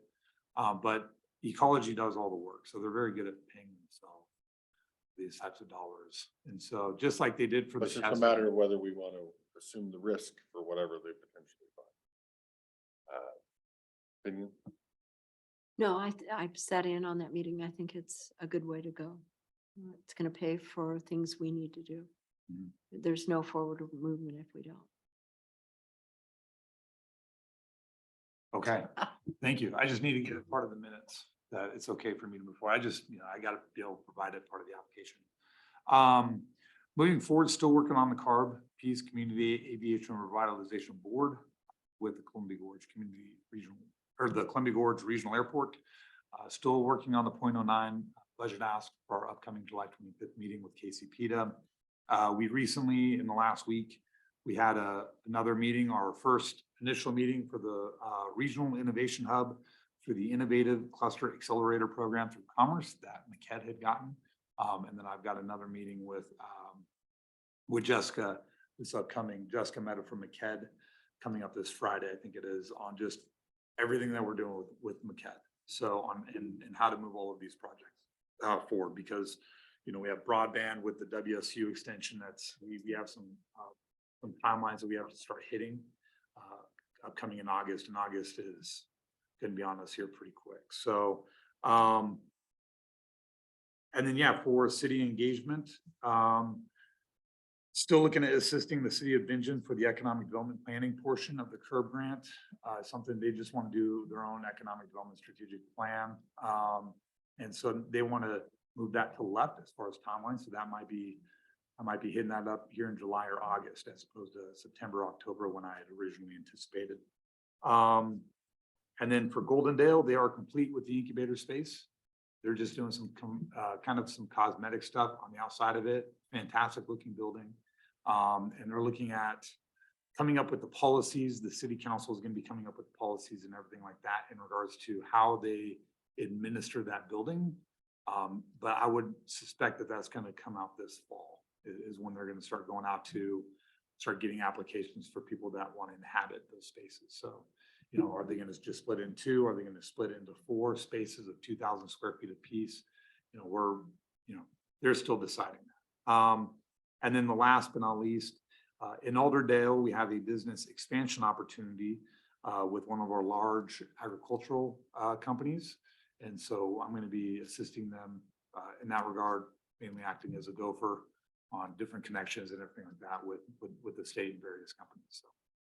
What is that? More details about that? Well, currently it's they're looking at for natural gas.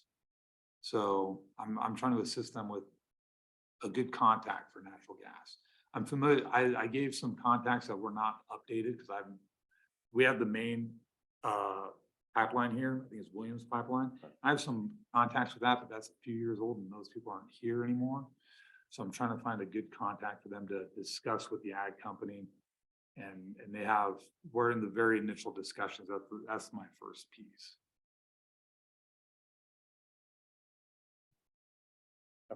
But it's for energy, it's gonna be for energy needs, so. Are they producing, not using? No, they're gonna be using some energy. They need some energy, so, for processing, ag processing. so. More jobs? I'm hoping for more jobs, yes. And then that's it. That sums up everything, since our work session couple weeks ago. Okay. Good. Any questions? No. Good No? update. No? Thank All you. right. Thank you. Thank you.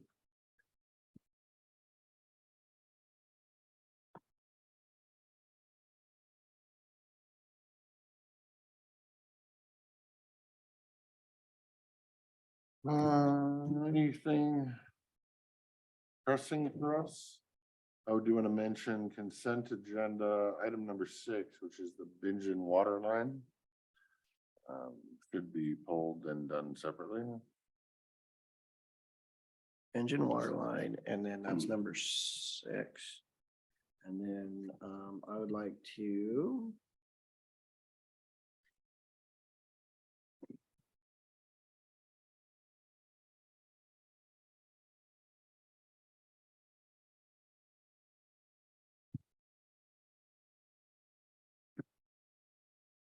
I would like to pull number 14 as well for a short discussion.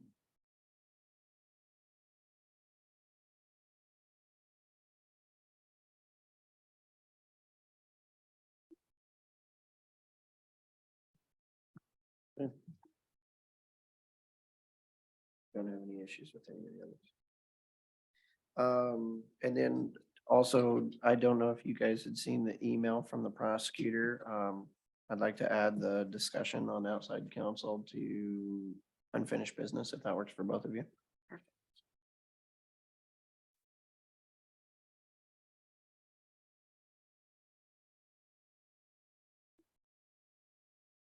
Is there anything else? Nothing. Not for me. Commissioner Waller? Let me check my list. real quick.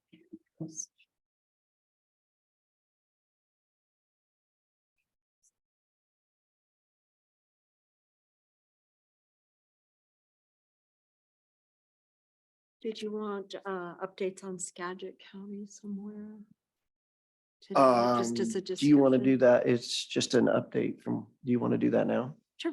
Sure. Were you able to sit in on Zoom, either of you yesterday? I was outside the area. Okay, yesterday, yeah, I so- didn't see. Actually, the meeting went really, really well. And Skagit County recognized their long-term relationship with us and the value that we've all been in this partnership. They had quite a few questions for staff again yesterday and decided they wanted more time to go back and look at some things and some new things had to been developed with the drop site for the garbage for the man that holds that loose. So they set it back and I was really pleased with their consideration and the conversations. So I got that, I saw that email from Rebenko's manager did, and it seems like Waste Management lost the site that they were planning to use as the drop spot. I don't think they ever had it. They had a lease option on it, right? I don't think Yeah. they ever had any paperwork. They just told Skagit that Right. they had a lease contract and the owner was never planning on. And using that's it. what I understand with it too. And that the owner Really? wouldn't be under I think taking there's it up. far more investigation gonna be happening on that one in Skagit County. Well, and By there was a lot of commissioners or- questions about the concerns of, what I found concerning actually was the idea that there were infractions and non-compliances but there was never, ever a compliance notice issued. Never, it was always just work between Republic and the staff. Realizing, and sometimes Republic did notify the staff there was going to be a problem, there'd be garbage on the ground. And then they would find ways to mitigate it and go after containers and get it picked up as quick as they could. So it was just an ongoing relationship. Staff did say this week that it was basically 2 months was the worst part of it. That all came down to COVID years. That all came down to, so pretty much Republic's representative was able to answer that yesterday to the commissioners that those containers are in now with the help of Klickitat County, we have the secondary dump site in Cowlitz County, so our So that was brought mitigation. up. Mhm. Yeah, they did a good So job. my yesterday. hope is what I believe is happening or has been happening is staff has wanted to change companies, so staff is doing everything they can to change companies, including not investigating very thoroughly what has been proposed by all. And now there's starting to become some holes in some of those proposals. So my hope is that the commissioners are slowing down to actually investigate some of those holes so that they can actually know what they're talking about when they make a move. And then if that's the case, we have a chance. Well, and you know, it's a hard thing. One of the commissioners did say yesterday that we hire staff and we hire qualified directors and we expect them to do a good job and bring things to us. And we aren't in the practice of micromanaging them. Was that Ron? No, it was the other one. But they all agreed that they need to take a little more time with the things that had came to light. And I think giving them that consideration that they need to do that, you know, anybody could face that situation. You know, when I first came in, I was talking about strategic planning, how important it was. So everybody knows their job, everybody knows their position. You all work together as a concise machine and a team. And at any given time, as the elected officials who are the strategic planners, just kind of let things drift, you could come into a situation where a department starts moving a direction that isn't the direction of the commissioners. And that relationship becomes foggy with who do I report to or who am I answering to? So I think they're stepping back and taking a look and asking some more questions, honoring their director, but asking some more questions. And I appreciate that from them. Did Waste Management respond to the statement that they don't have a dump site or a place to flip trailers? Waste Management relied back on the history. At that time when this infraction problem happened, they didn't provide these things. They didn't have these things. We always have, we can offer it. Right, but if they don't have a place to flip containers from, Oh, did they no, say? they didn't- did not address that. That was after the fact, after the discussions happened. A manager from Republic brought that email forward that had happened that day. And a copy of that email from that landowner had gone to the county commissioners. So Republic stepped up to the plate and said, we want to make sure you've seen what's happening here. And that's part of your consideration. Yeah. So that's waste kind of my thing. management. They obviously didn't have any property under contract. Well, No. I had lunch with him and at the time he said he had no problem leasing it to Waste Management. So he changed his mind. And I think there's more questions for other things that were brought forward too, about their abilities or where they'll take things or how they'll do things. And for me, I had a problem with their proposal still. The way they addressed the 940 trucks on I-5 was, we'll only do 4 during the day. The rest we're going to be doing at night. That doesn't stop the carbon emission stuff. That doesn't change anything with the emission problems that are going to happen with 940 more trucks. So And did you read the letter out loud yesterday? portions, Portions of just it? Okay. portions, because we only had 3 minutes. Oh, God. So, but, yeah, but they heard us yesterday and we're very considerate. And I'm thankful for that. Did anybody see the Skagit newspaper article that just came out? No, I have not. Yeah, it sounds pretty good. I have to look for it. Good. Good. So that was a good meeting. Anything else? No, that's all I can think of. I don't have anything that I can think of unless we bring it up this afternoon. Have we had any applications in for the Board of Adjustment position? Nobody applied. Okay, I had 2 that were tentative and I said, get the application in. They obviously have not, so if anybody has anybody. Okay.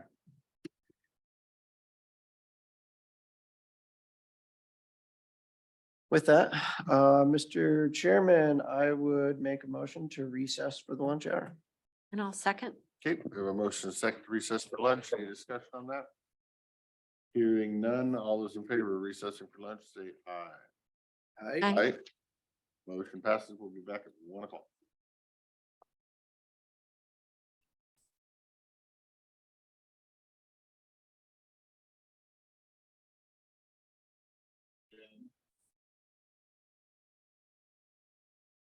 Seems that it is 1 o'clock. We will start the afternoon regular business meeting.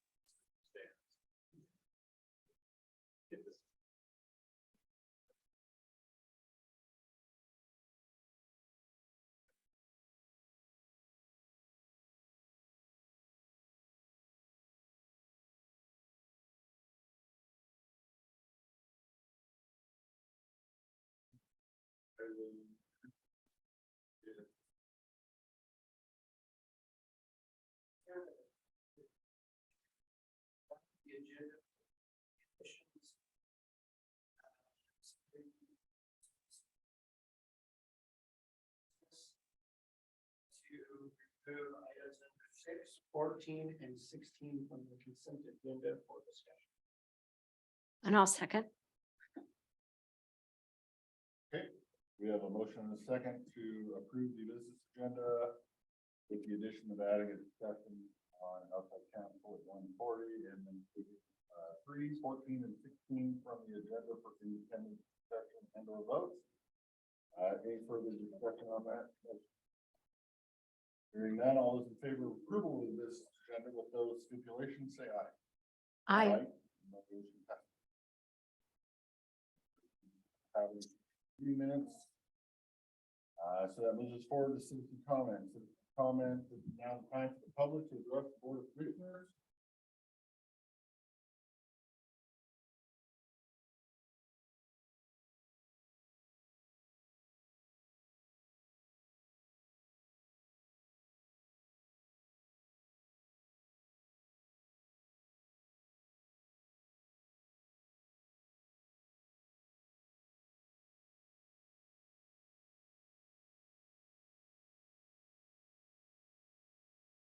Introduce yourself, and then at the start of your testimony, please give your name and general location for the record. So in the room, does anybody in the room have public comment, or do we want to wait? Wait, I am hearing wait. So we will go online. Anybody online have public comments? If you do, please unmute yourself or raise your hand.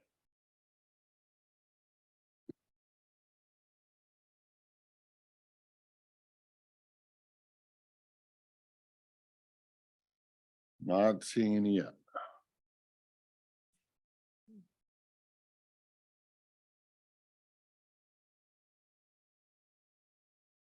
I'm gonna tap on my, yep, mic's working. Everybody can hear us. If you have a citizen comment online, please unmute yourself or raise your hand.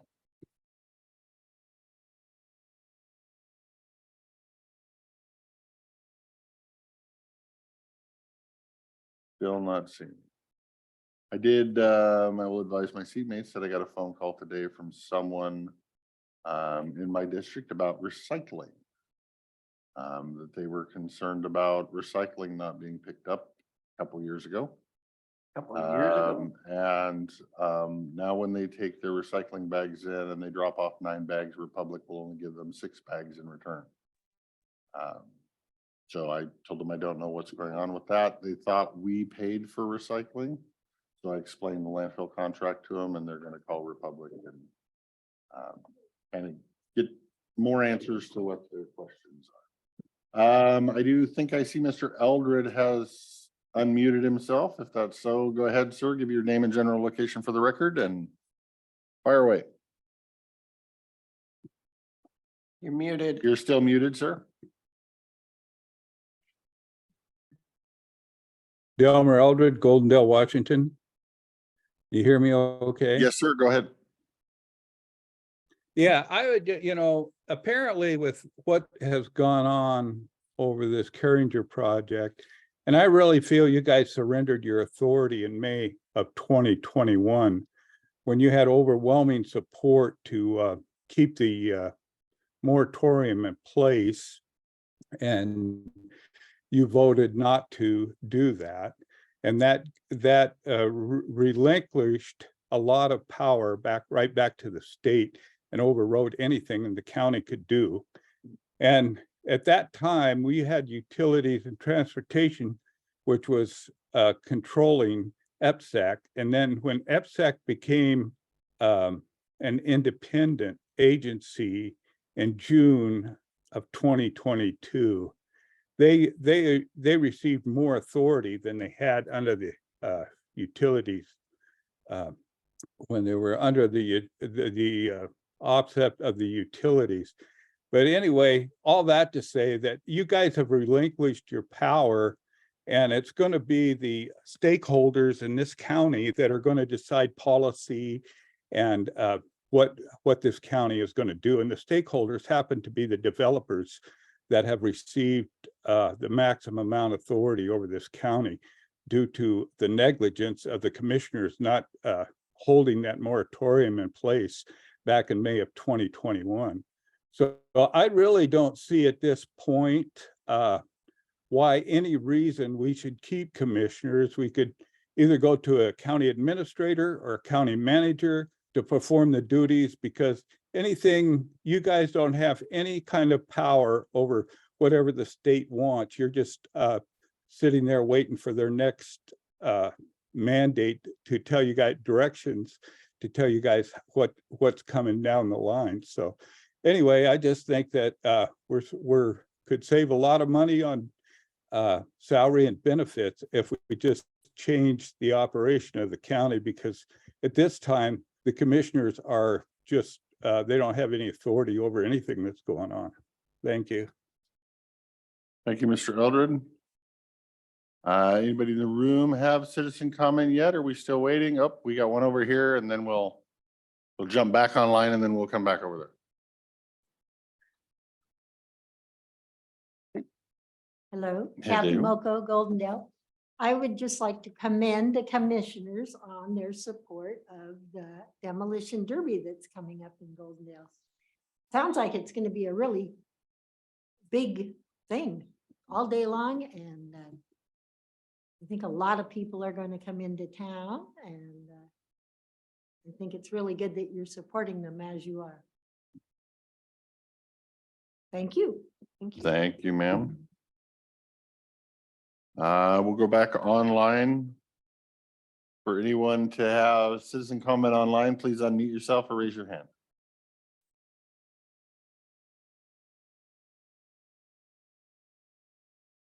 I'm not seeing it, so we'll go back in the room. If you want, you can come forward and state your name and general location in the county for the record, and then whatever you want to talk about. Paul Lederer, live up Fisher Hill above Lyle. I spoke with you folks about water issues here a few weeks back. And I've been visiting with the assorted entities that I believe I need to speak with, all which are led to dead ends. Since then, I have a spring that has gone dry. And I also have discovered that the planning and zoning has approved or in the process of approving 13 residential lots next door to us, which all will in time want water for some reason. And I want the county to, instead of pushing it down a year down the road, this is what I'm told, it'll take a year before we even start considering the situation. I'd like to expedite that and get something moving so that we can have some control over the water usage.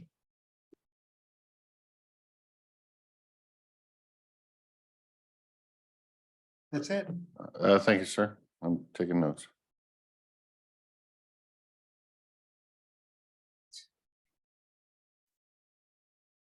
I can't tell you. I already told you once. Unless we have questions, and I actually have one.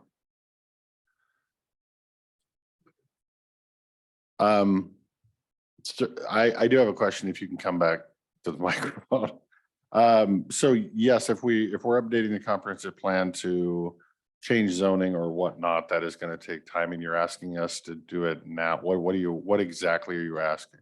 Well, before you even consider any zoning changes, my understanding is that you need to monitor the situation and have documentation and records. Okay, And right? I'm advocating, and I'm told that you're expending all your resources over in the Troutdale area, and that you don't have any funds or people available to do any monitoring or anybody available to establish records. And so what I want to do is get you guys rolling on the ball so that this doesn't happen 10 years down the road. You know, we've got another planned subdivision going in less than 5 years adjacent to us. But that's, you know, on their lot division. You know, they can do a subdivision of what, I think it's 4 lots. And then they can come back again and re-subdivide again, and that's what their intentions are. You know, we just need to get a handle on it. I personally have 3 dry cased wells, a dry spring. I have 2 contiguous neighbors who have, or 3 actually, 3 contiguous neighbors that have dry wells also. Okay. You know, we're out on a ridge in a water limited resource regeneration source. And so these additional 13 lots next to me currently, and then more down the road. So Slate. clarification, your request is to get to monitoring now and not later, so that when we actually make the decisions, we actually have the data. Correct. Got it. Thank you, sir. Thank you. Thank you for the audience to let me facilitate to make sure I knew what the gentleman was speaking of. We'll go back online. Anybody online have citizen comment for the Board of Commissioners? Please unmute yourself or raise your hand. I see Sherry. Go ahead, Sherry. Good afternoon, commissioners. Can you hear me all right? Yes.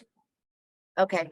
I would like to kind of piggyback off what Dale was saying. I've been thinking a lot about, you know, how Klickitat County can fight off this industrial solar steamrolling machine and their long-term plans they have for our county. And I remember back a few years back, Commissioner Sauter at the time said that our county is nothing but a franchise of the state.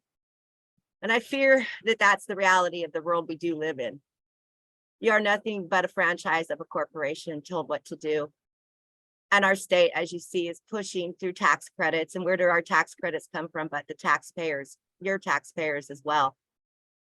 So here we are with this government being ran by corporations, special favors coming in, telling our government what they're going to do, tax credits to get them going.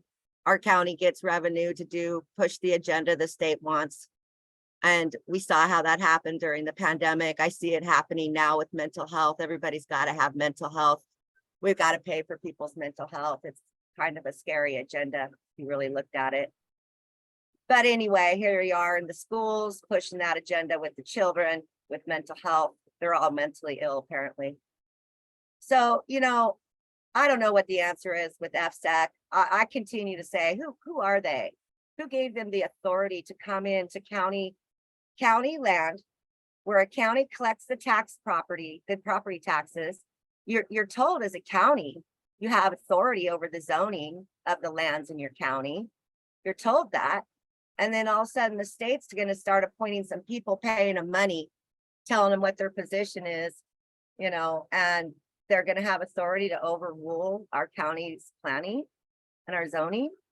I question their authority, and I think that our county should question their authority as well. I mean, unless this is the agenda you guys want to go down, you know, I hear you saying that you don't mind green energy, and we've proven that the scary fact is it's a scam. And every time we as a county approve another one of these scam projects, you're all wanting these tax monies, and then we find out that they depreciate every year and as a favor to these foreign entities. You know, when do we get to treason? We're literally funding foreign corporations to come in and destroy our land against our will. So what's the county's plan? What's your plan? Can you sue your parent corporation? I don't know. Can you tell your parent corporation, hey, you gave us some authority as a franchise and we're not going to let you step on us? But anyway, this has got way out of hand and I think we all see it. Miles of black glass. It's not going to be pretty. It's too bad for the people. It's too bad this was brought on by sketchy deals at night, backdoor deals. And Commissioner Anderson going house to house, asking landowners to lease. That's what I've been told anyway. Who do you work for, Commissioner Anderson? The people or the solar? Thank Ma'am, you. your time is up. Thank you for your comment. We'll go back in the room if anybody has not spoken and would like to. I'm going to speak again, unless we have another question. Different subject. Different Huh? subject. So we'll go back online. Hi, I'd like to have a public speak. Go ahead. Hi, Gabrielle Gilbert. I want to discuss the importance, and I know this summer this will make it, I guess, on an agenda that you would actually talk about increasing the youth center's budget to address the deficit. The youth center gave up more than 3% when you made across the board cuts during COVID. And what is funded with that is the snacks that the kids eat, the programs that they get, and the fact that we are available for families when we live in basically a childcare desert. The youth center is right now at a roster of over 119 students, and every day they are made available Monday through Friday to have a place where these kids can hang out and enjoy their summer. And really need the board to consider how you treat children in this county and how you value children in this county. And you do it by showing what you put your money where your mouth is. And if you care about kids and you care about families, you need to start addressing increasing the youth center's budget and stop making us nickel and dime every time for more money so that we can support children and families. The other thing that I want to say is Jake Anderson is my representation. And when people come after him, I take that really, really personally. I know that when you have elected officials, they will do things that you either agree with or don't agree with. But the smear campaigns that this community and the county takes against him, I find offensive, and I will always speak up against that. If you have an issue with an elected official, it's one thing to come, but to make innuendos and discuss things that aren't true, I don't agree with. And I will push back and clap back on that every single time. So Jake, I expect you to get that money for the youth center too. So do your best to get people to agree that you increase the youth center and care about students and care about kids. Thank you also to Commissioner Zoller for having a conversation about childcare. I greatly appreciate it. And I'll reach out again because I spoke to State Representative Chris Corey and we discussed at length the childcare desert that exists in Klickitat County and what needs to happen to address it, because you cannot ignore it. That's the most important thing. Stop ignoring the childcare desert in Klickitat County. Thank you for your time. I appreciate it. Bye. Thank you. Still in citizen comment. If anybody new in the room has citizen comment for us. Seeing none, let's go back online. Anybody online that has not commented yet have citizen comment for us today?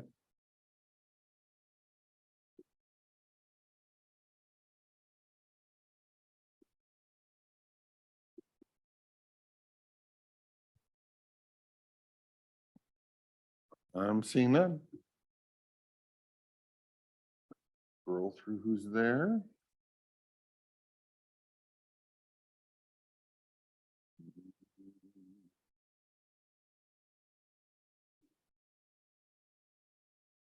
Mainly county employees. All right, we are still in citizen comment for a few more minutes. If anybody online has citizen comment, please unmute yourself or raise your hand. And until that, we will just sign some paperwork.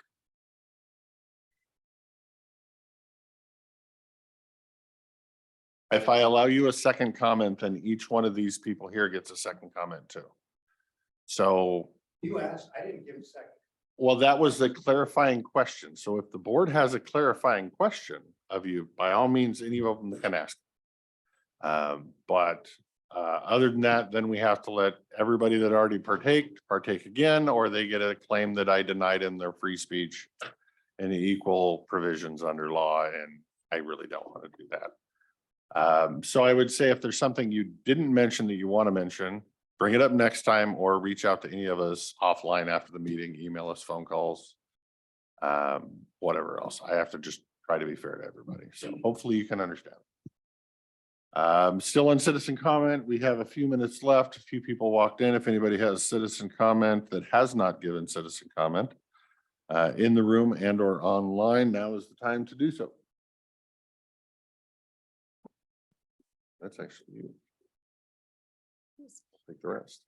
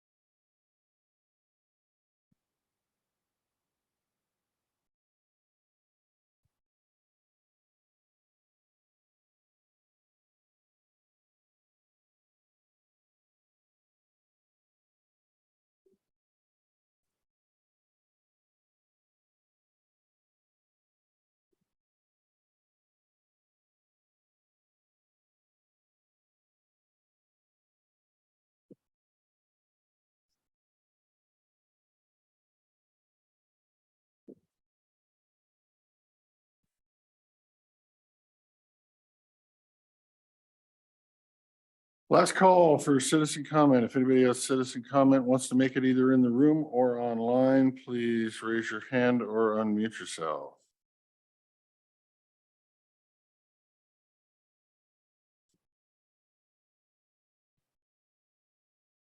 All right, hearing none, I will open it up to my seatmates. Sure. If they have any responses. Yeah, I do. Mr. Eldred, I agree. It's a very frustrating situation, very complicated. It's also a very slippery slope. I think we're in a season for a lot of things where the pendulum has swung so far one way. And I do hope we're seeing it starting to track back the other way, at least hopefully somehow to get to middle ground again. And Kathy May, thank you always. You're our little ray of sunshine in our room always every week. And I look forward to seeing you here every week. And Mr. Lederer left. Jake, I was going to ask you about well monitoring. I know you've done that before. For my education, the well monitoring that we've done in the past, does that show up crucial areas that are lacking? Do we have any sort of record? Not on that little. Not over on sliver that. of a It's finger up mainly there. to the No, it's all east. over the county, but his is a very defined area. He's in a bad spot anyhow, so yeah. I was gonna bring that up, but Okay. if staff. Okay. Oh, okay. Good. I'll move on till he comes back. And Gabby, thank you. I always enjoy visiting with you. I did run into Mylan Walling yesterday and he said there's some plans being made from the city and inviting you and we'll all get together again really soon. I agree. Funding that to the after-school center should be a no-brainer. Especially since I attended the community night for opioid crisis with Gina Mossbrecker and the sheriff, and it was heart-wrenching. That was a very hard meeting to get through. The room was packed. Everybody's interested. It's everybody across the board is willing to get together to do something about what's happening. And the thing that really impacted me that just really upset me was a woman who spoke about going to the local park here in Goldendale and fending off drug dealers or trying to see to it that children weren't involved with the drug dealers at the park.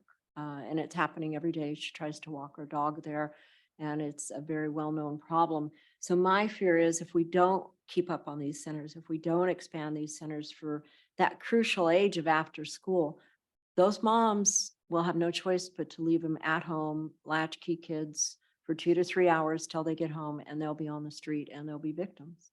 And we need to provide the social care that those children need to get them into the new future. And hopefully we can get the rest of this under control so we have safe communities.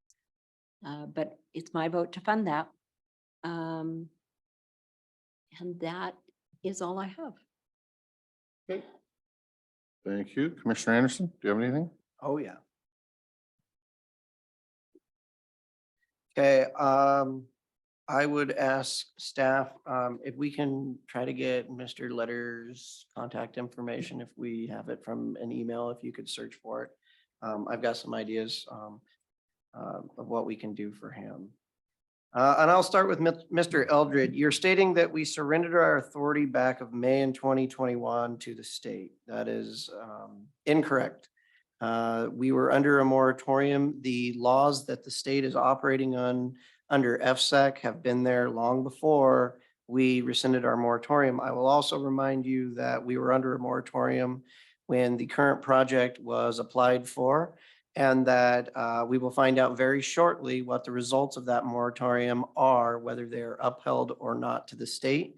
But I would advise you to go look at the Capital Press article from May 22nd that talks about it. In terms of why should we be paying as county commissioners, we should hire a county administrator and we should all be fired.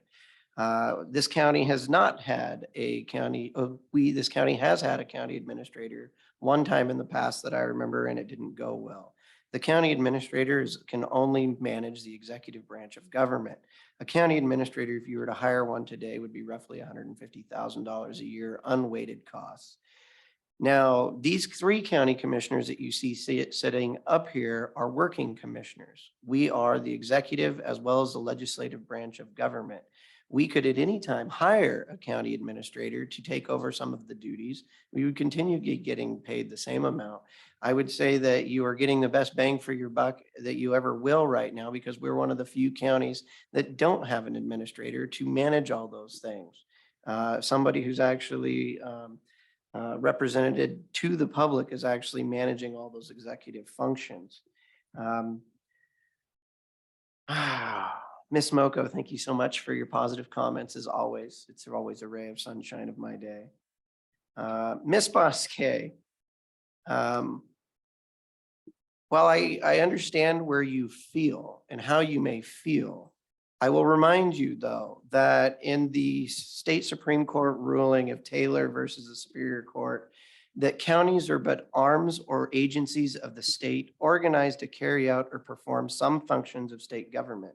Furthermore, they are instrumentalities of the state, and they have no powers except those that are conferred by the Constitution and state laws. That means that in essence, we are junior to the state. We can't take on anything that state RCW or the Constitution does not give us. If the legislature decides to give FSEC or a state agency some power and not give it to us, the state can do that. The legislature can do that. While we are the legislative branch of the locals, we are not the legislative branch of the state. The only things we can do is create codes that can further limit your rights from what the state already does if that's conferred to us. We cannot rescind state ordinances. We cannot rescind state laws. That's not how the process of government works. And with your statement that I'm going around house to house getting the people to sign up for solar leases, I have heard a lot of tall tales in my time. I've heard a lot of hearsay, a lot of conspiracy theories and outright lies, but that has got to be one of the best ones I've heard this year. Thank you for the laugh, ma'am. That was hilarious. But just for the record, I will say I have never asked anyone nor advised anyone to sign up for any solar, wind power, or other green energy lease. And so I would ask you in the future to at least check where you're getting your information from.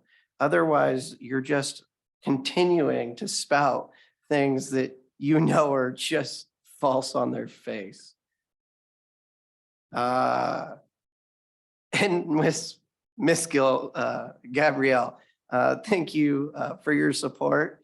And I, of course, will be voting to refund the youth center to the full $20,000 when that comes up during our next supplemental budget. And with that, Commissioner Christopher, I will give you all the rest of the time. 1:30, what rest of the time? I almost started earlier just because we talked a lot lately. So I'll try to go quick. To Dell that we should get a county manager and have no commissioners. That would be a violation of the law. You are either a 3-commissioner board or you're a 5-commissioner board. Under the law, there is no law that allows you to have no commissioners. Somebody has to be accountable to the taxpayers. And luckily that is us. Now I know you don't want to remember or have selective memory. I can somewhat agree with you that if we would have continued the moratorium in May of 2021, we could have sent it to the Planning Commission. The Planning Commission could have given a recommendation just like they did, and we could be far ahead of the game, farther than we are now. Could that have stopped it? Maybe the Cypress would have applied then while it was in front of the Planning Commission. We don't know. It's only speculation. But again, we did not continue that moratorium because I was outvoted. I wanted to see change. My seatmates did not want to see change. You cannot continue a moratorium if you're going to make no change. So thankfully at this election, elections have consequences, and the voters voted me a second vote to continue pushing for that moratorium. We didn't make it. We made changes. We made emergency zoning ordinances to keep it from happening in the future. But again, elections have consequences. So next year I'll be up for election, and the voters might throw me out of office and go right back to the way it was. And so that will be the people's decision next year. Kathy Moko, yes, thank you. About the demolition derby, that is wonderful. I am definitely going. I think it's a big thing for our local community, and I think provide a lot of tourism funds for our local businesses. So hopefully it's a good turnout. Hopefully they use this opportunity this year to raise enough money that they can continue to do it next year, because I don't know that the county funds that went into it will be available next year. So the point of it is that they kind of, the city and the county paid for it this year. You guys raise the funds, put them in the bank, make sure you got enough funds to do it again next year. So that's kind of the game plan. Yeah, I would like to know more about Mr. Letterman's property on Fisher Hill, that we're spending all the money in Trout Lake and can't put him on a well log, but we're kind of in some transition in that department. So hopefully as we go through transition, we'll have better, we as a board will have more oversight and more knowledge of what's going on in each department, so that we can hold them accountable. Sherry, all I can say is thank you for your comments. Don't have a whole lot more to add to it that we haven't already added in the past. Gabby, same regard there, and in the process of time, and we're already over time, I'm going to end citizen comment there and move on. 1:30 is new business. IT manager Randy Christensen request to apply for state and local cyber security grants, and it is 1:33. We're a little late, but go ahead, sir. Yep, like you said, I'm here to get permission to apply for the cybersecurity grant. It's put out by the Department of Homeland Security and it's administered by the state of Washington.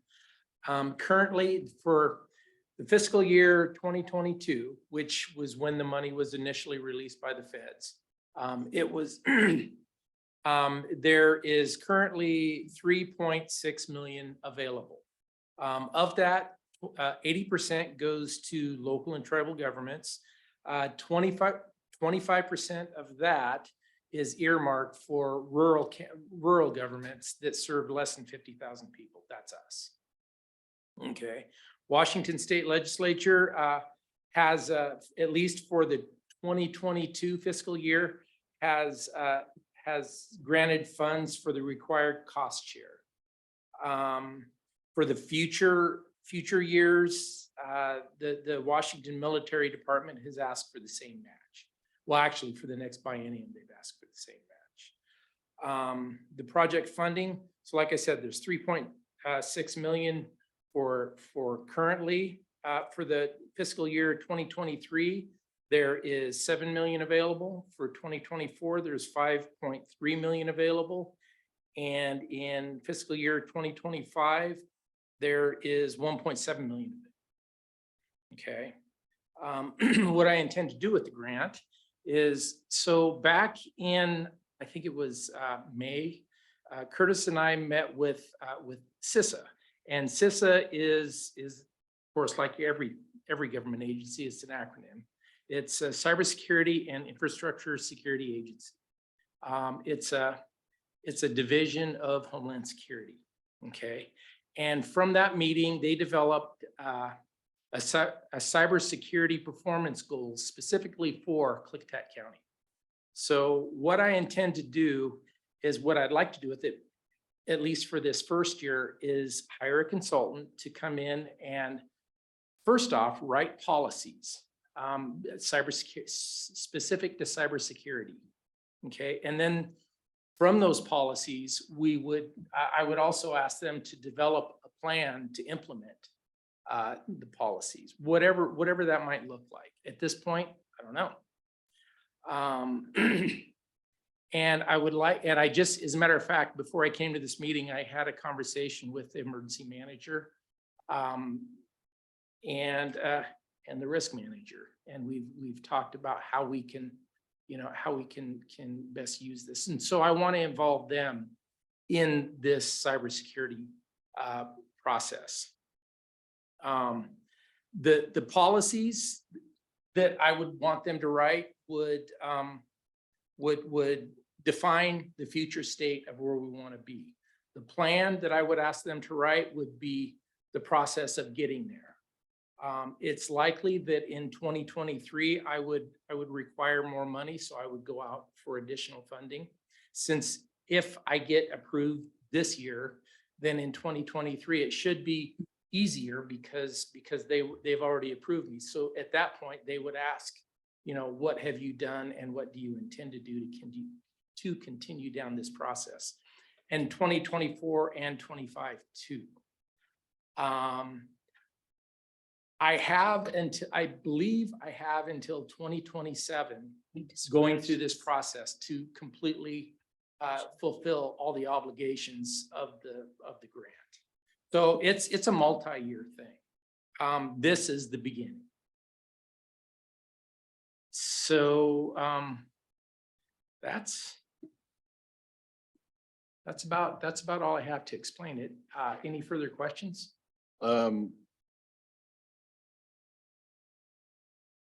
What is the grant match, if any, to these? Right now, the state of Washington is going to cover the match for the 2022, and it's been requested by the department, or by the Washington Military Department, to have the same match for the 2023 fiscal year. Beyond that, I can't tell you. So we haven't really talked about grant administration in your department yet. How does that happen? Do you have someone in your staff that does your grant administration, or where does that happen for your department? I think primarily it would happen with me. Mhm. I think I would Lucky be you. lucky me. It's a big job. We don't have any other Okay, grants. No, yeah. no, this is new territory. Oh, be careful what you wish for. Oh, I know. Trust me. I'm sure you've done them Yeah. before. Yes. Probably use the software program that this management together. Mhm. It's gonna be a multi-year.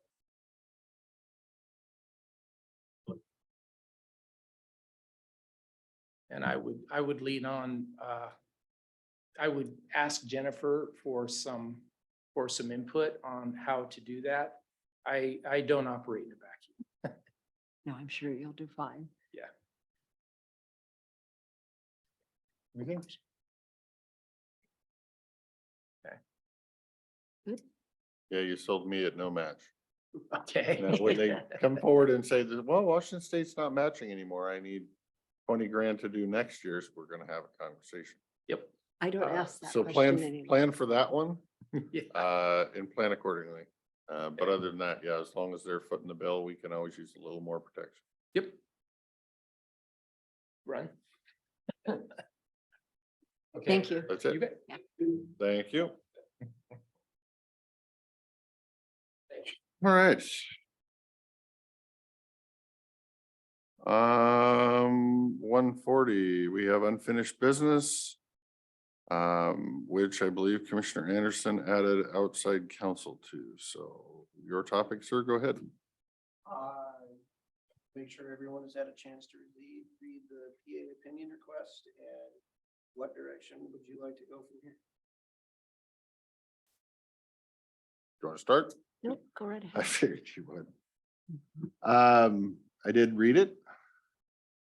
I think the key takeaway out of it is that he is denying the request, but I believe that is the key takeaway I took out of it is he's denying the request because he believes it was too open or generic in nature and too encumbersome and which brings me to the okay.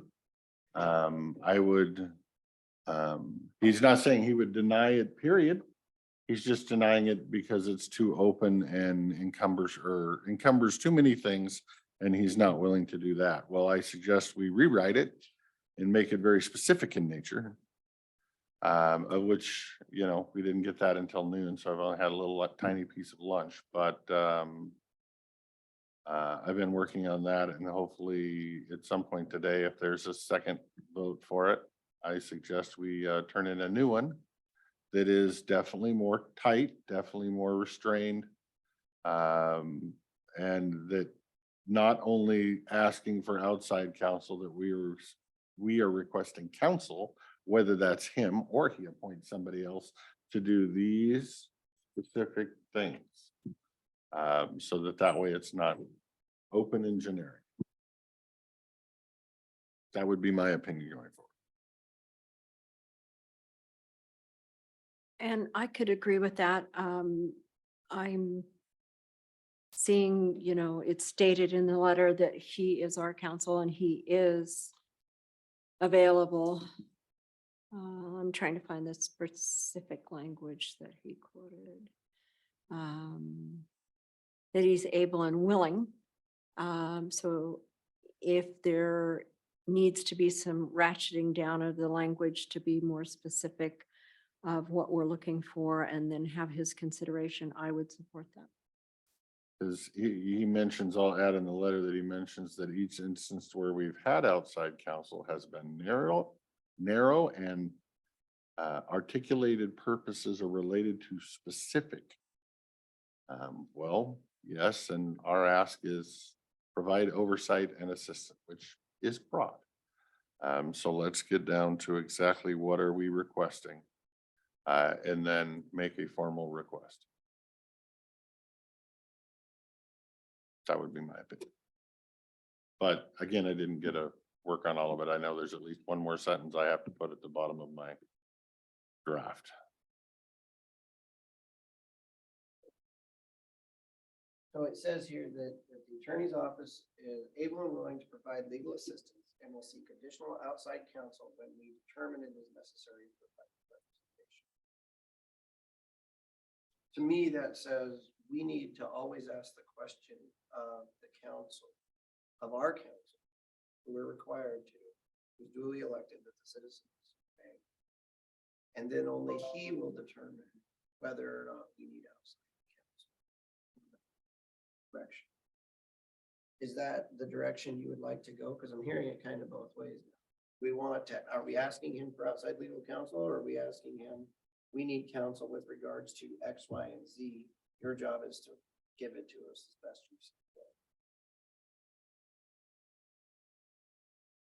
can. I've already said in my letter that we are requesting him and or outside counsel. Okay. And you've got a list. If he feels he's a land use expert and has the ability to do so, I'm not gonna stop him from doing it. I just would like it done by somebody. And Somebody needs to be partaking in these FSEC meetings where they're making decisions without all the evidence. Somebody has to be partaking, so when they see a parliamentary issue, they can have an objection. If they need to file an injunction because the way they've seen something is out of line with state law and the powers given to FSEC, they actually have to be paying attention to the process. They have to be there. They have to be at the meeting. They have to be partaking in the meeting. If we're just waiting to just sit by and wait for FSEC to make a decision and then take the prosecutor's advice on whether we appeal the decision or not, that's one way to go. But I think we have to actually partake in the FSEC. When we go to a consistency hearing, that's a hearing in front of lawyers, we actually need to ask our lawyer to actually attend that. And I wouldn't think we'd have to ask, but at Well, this point I'm asking. And that has been a hard point for me since I began in this position, was what is that relationship? It's always been very foggy. I'm thankful for this document because it does, or his letter, because it does define no more assumptions, no more assuming on either end, which I had wanted him to come in with us, but we chose not to have him come in and sit down and define that relationship. This does define it. We have a PA request form. It will go back to him, and what's legal and correct is he answers us back in writing. And that worked for me on this document. And that's what it looks like he's wanting to go forward in the future. Because just like with Mr. Christopher, when we had a FSEC hearing, I would have just assumed. And now I don't have to do that. I know I have to stay on my guard and on my due diligence and say, hey, this is coming up. What do you think of this? What's your opinion on this? And so that's how I see our relationship going forward, which really works for me. I appreciate that relationship, that I'll ask him in a polite manner on writing, and he will answer back to me in writing. And then we can go from there wherever we are in that situation with what comes back.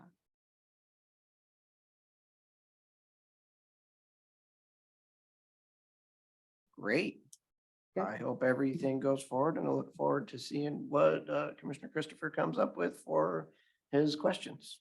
And hopefully that goes to the BoCC email and we get to see that. Well, no, my point is I don't want to continue kicking this can down the road for another 5 weeks while FSEC makes their determination, why we just sit on the sidelines. I would like to have this new opinion request either approved or denied by this board today to be sent over today. So that we're not just waiting for FSEC to make their decision. If they ruled by a voice vote that it's consistent, even though they don't have half the documents, because Carringer pulled them back, I can't understand for the life of me how we can't object. Or how we can't file an objection until a judge gets to decide whether they can do that. But I'm not a lawyer, so it isn't me that's doing it. We have to request an attorney to be present and actually do those things if those things are justified, and or inform us on each step of the way so that we can make the policy decision on whether we want to appeal or we want to file an objection. And then if there's somewhere in RCW that he gets to decide whether we appeal, then show me the RCW. No, I want to be very specific on what we need an attorney for the FSEC process, and then see if he accepts, declines, or provides outside counsel. So is your thought to finish our regular business and then recess while you work on your I need wording? 5 minutes to finish my sentence, and then you guys can see it and pick it to pieces. So Okay. at some point today, I would like 5 minutes to Well- recess, and then Sounds great. I can get my last train of thought in there and Well, we don't have a whole lot left for the agenda other than the stuff we have pulled, but So if we're moving on, it looks like the resolution for the sixth addendum to the landfill was pulled because the resolution is not ready yet. So that will not be discussed today. Mr. Chairman, I would make a motion to approve the consent agenda with 13 items, noting that item number 6, item number 14, and item number 16 have been pulled for further discussion today. And I'll second. Okay, we have a motion and a second to approve the consent with 13 items, pulling the 3. Any discussion on that? Hearing none, all those all those in favor of approval of the consent agenda with 13 items, say Aye. aye. How do you want to do these? Do you want to discuss them and vote on them individually? Or do you want to just have a generic discussion and then decide whether they're all being grouped up I'd do it or individually. all? Yeah, I would agree. Because I think we need to vote individually. With that, I would entertain a motion on item number 6.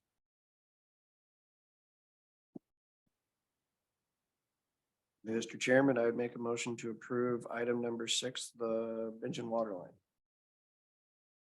And I'll second. Okay, we have a motion and a second. Any discussion? And that would be me. I cannot vote in favor of this. I believe it's in violation of the KC bylaws, and I believe it's in violation of the bylaws of the public corporation of this board. With that, I will be voting no. Do you want to explain why? I've already explained it many times, KC meeting. I don't believe the dollars are being spent in accordance with the bylaws of either of those documents. So investing in public infrastructure is not according to the bylaws? You would like to have a giant debate all over again about the bylaws serving poor and impoverished area where we look at property values and poverty rates, and unemployment rates and all those things so that you're focusing on the bylaws that are pointed to blighted areas. And if that is the argument that Bingen is a blighted area, and a water line in front of the Dickey property is a blighted area, and that it's poor and impoverished there, then you can have that opinion. I don't have that opinion, so I'm going to be a no.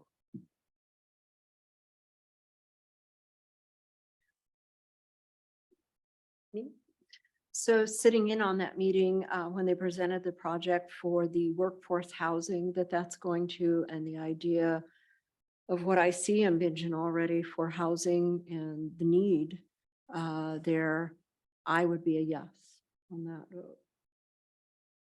And I told myself I wasn't going to debate, but just for clarification, if this was the water line to the housing project and it's an affordable housing project, might qualify. The water line to the housing project is going a completely different way and has nothing to do with this water line. So this water line has nothing to do with the housing project.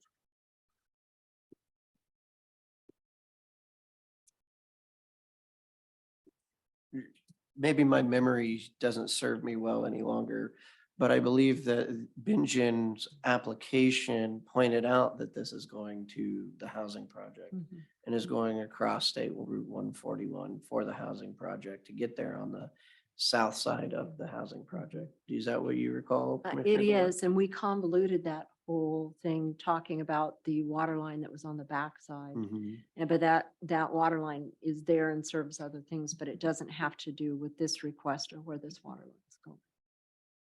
Wow. Well, I would recommend you both look at the housing application turned in by the applicants that actually turned the housing application in, because there's no mention to them, the developer of this water line, requesting a water line, needing a water line. They are always running it off the north side of the property, and their application says the north side of the property.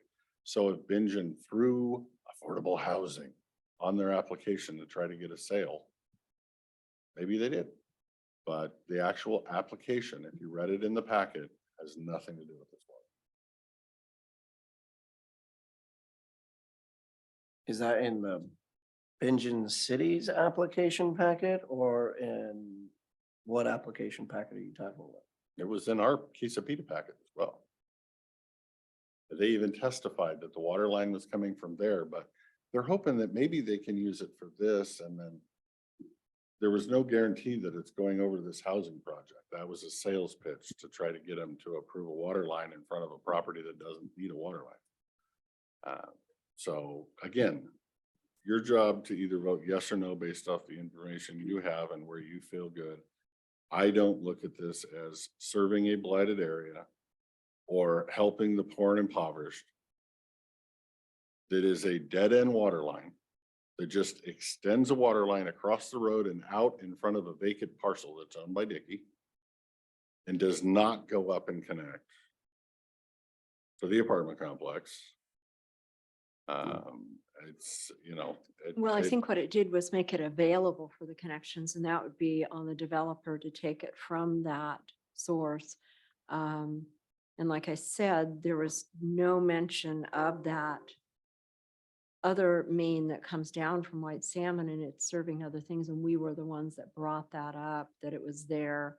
And someone in the room qualified that, yeah, there is a water line there, but there was no discussion that that was serving that. I cannot vote for it because I don't believe it fits the blighted area or the poor and impoverished. I personally really want you both to vote for it, because then every single Goldendale water line in a community with 52% poverty will be on your KC board packet for approval. Mhm.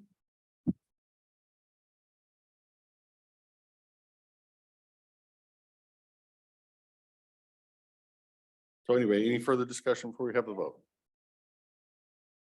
And I did the thing. I told myself I wasn't going to debate. I'm just going to throw my vote out there and be done with it. But any further debate? Nope. All right, then we'll call the question. All those in favor of approval of item number 6, say aye. Aye. Aye. All those opposed, say nay. I'm a nay, 2-1. Motion passes. Item number 6 passes. Next up, item number 14, IT. This was your poll, Mr. Anderson, so go ahead with your presentation. Yeah, the reason I asked for this to be pulled is it was in our packet. It was the first time I saw the overall contract, and I had a meeting with Randy this morning because I had questions with regards to the way the contract was written and the things that were not included that are going to be billed at the full rate of, averaging $200 an hour. And I was asking Randy to go back and check with them and see if we can get more clarity in things that that look like anything that they have to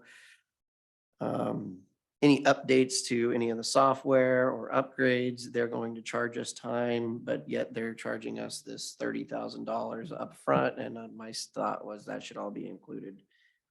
And so I was asking for this to be held over 2 weeks while Randy gets the answers to all my questions. Okay, does that conclude your discussion, sir? Yeah, unless you have questions.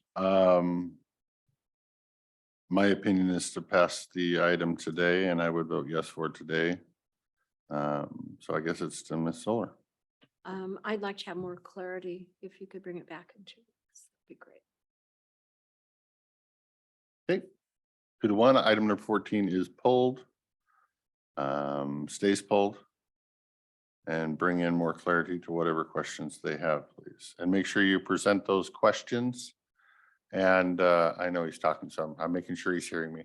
Make sure whatever questions they had, you share with all 3 of us, and whatever clarity you give, you share with all 3 of us, please.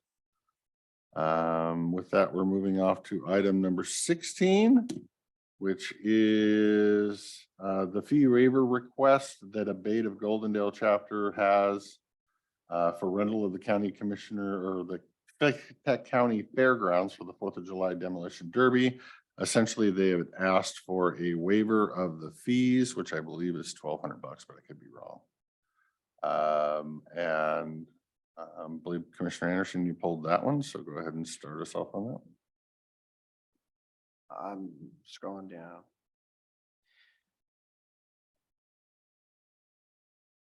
And it was $2,195 Okay. is the estimated to be received, which I believe is for the entire fairgrounds. My question is are they planning to use all of the fairgrounds? And if so, because usually we split it up by areas in the fairgrounds. And what are they doing with the whole fairgrounds? I haven't seen, I know this has been your pet, your baby, and you've.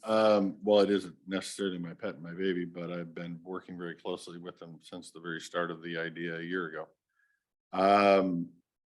I don't honestly know why they're asking for the whole thing, other than they didn't want to have to try to facilitate, you know, some kid having a birthday party in another building at the same time they're having a demolition derby. So they're not using like the Joan Fry Arena, but they're just trying to rent the whole space so they don't have to have any competition for venue at the same time. And I don't quite understand it. It's not my baby. So yes, if they were only renting the space they technically need, it'd be $1,200. But since they're trying to rent the whole building to, or the whole facility and all the buildings, even the ones they're not even gonna be in, it did bring the price up to 2,000. That's all I know on that. And have we ever waived fees where there's an entrance fee to get in? Don't know. We had this conversation a few months ago, I remember, and I thought we came to resolve that it would be for nonprofits or somebody not making a profit. Well, Abate is a nonprofit. And I guess I would argue that this is not a whole lot different than the actual county fair. You have 500 to 1,000 to 3,000 people at this event, half of them children. And I pretty much heard earlier that two of you want to throw $3,000 at 119 children so that we don't have to charge them tuition of $2 per month. But yet 500 kids. I would also add that the purpose of this is it's our money anyway, really. We gave them $18,000 of tourism funds.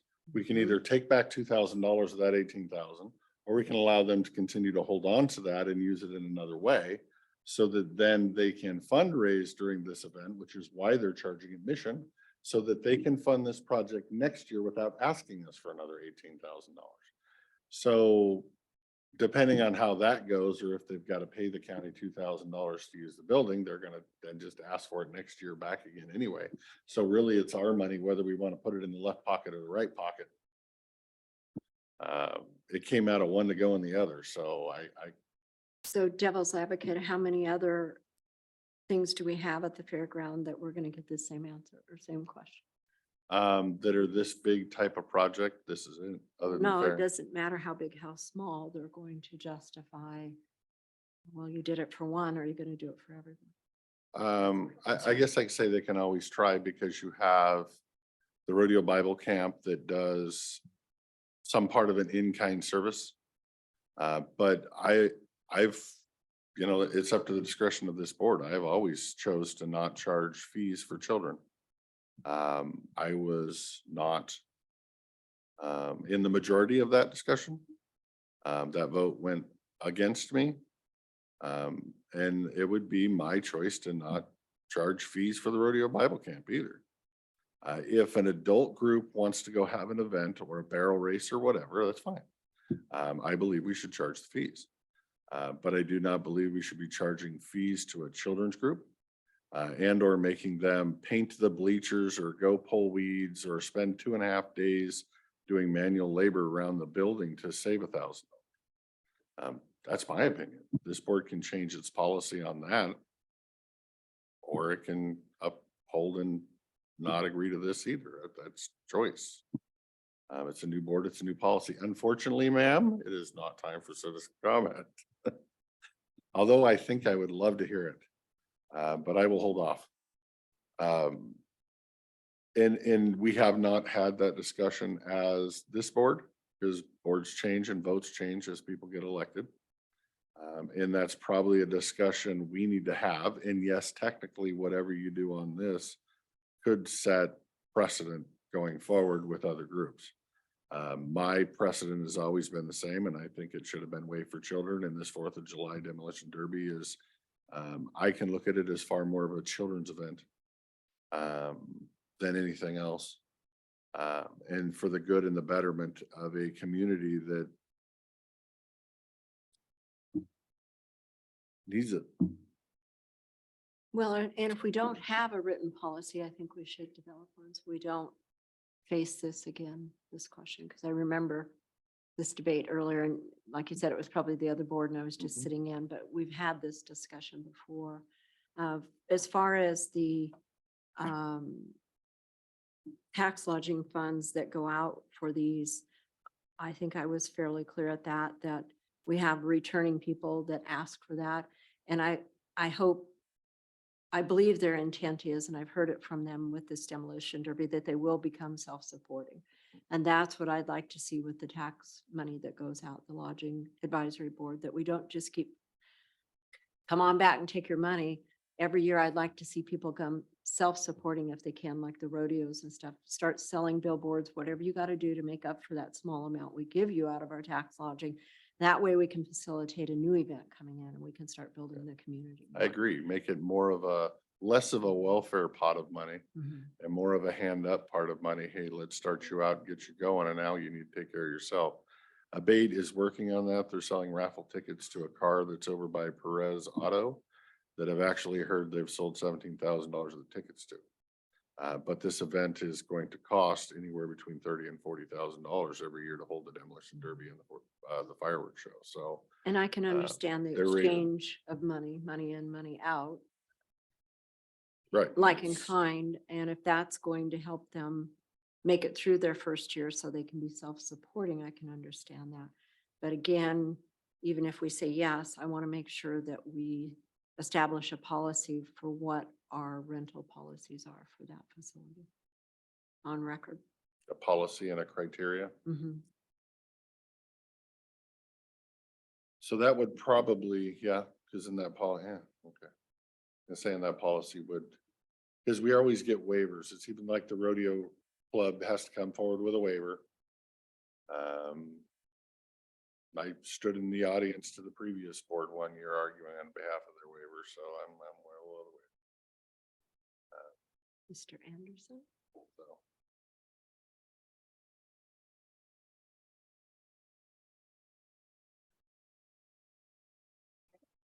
I'm really glad that, Abate is a nonprofit. And so I'm trying to think about this logically. We had a quinceanera come forward and they're going to pay to use it. That's a private event. This is Who are they? huh? Who are they? Birthday party. That's a Oh, got it. 15th birthday party. Got it. That's a private event. I don't know if I necessarily agree that we're going to block the whole place open and just so that they can have nobody else, like a quinceanera or something else going on and somewhere else. If you're asking for it for free, you should only be getting it for free for the areas that you're actually using. And if you want to pay to block off everything, go ahead. But there might be a family reunion or somebody else who wants to use it that can use it. And the 4th of July is a very busy day. Maybe it's a big family gathering, who knows? But saying we're gonna take the whole thing and we want it for free, that one doesn't sit exactly well with me. I'm of course in favor of the demolition derby and giving a hand up to them and helping them through the process so that they can hopefully do it again next year. I'm just trying to understand why they need the whole thing. Well, and I think, Also, I would love to know how much the county estimate of what we're going to be spending of county tax dollars to clean this up, of what, buildings and maintenance and grounds are gonna spend on this event. It would be really great to see what our actual costs are. Because if we're providing it for free, but then we're also spending $10,000+ of county staff time, to clean it up, I just want to know it. I'm willing to do it because I want to see this great thing for the community. I just want to have the answers and the knowledge of what it actually costs. Because I keep looking at the fairgrounds and I look at our budget and how much money we spend on the fairgrounds every year and versus how much money we're bringing in, and that's an asset that we're continuing to dump money into. I want to see more use of the fairgrounds and more people renting it and actually making some money to help pay it down a little bit. well, and last week, I believe it was just last week, we asked what was the determination, how much of the fairgrounds did they need? And they weren't able to answer that question. Staff who presented that said they'd get back to us. And then the next thing is the whole thing, and then the ask for relief. So was that just kind of a quick answer of, I don't know, we just can't estimate, so let's just do the whole thing? And Well, I think there was some discussion between the group and Public Works, but then again, Public Works was gonna get back and I don't know Yeah. that they ever no, got it never back. came back. With that, I can totally understand Commissioner Anderson's, I mean, technically, why are we waiving $2,000 when it should only be 12? Cause that's all you're using. So I would have, no heartburn over approving this request with a condition that they release interest in any of the other areas of the fairgrounds that they're not going to be personally used.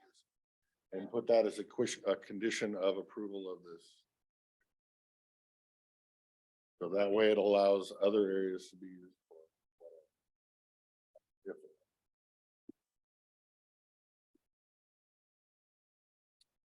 I'm trying to understand why the full use of the grounds of the first day is 1460 and the full use of the grounds on the second day is 735. Do we have any idea why that is? Have a day and they have to be out by a certain time. Oh, it's half day. So do you want to ask him questions? Jeff, there's.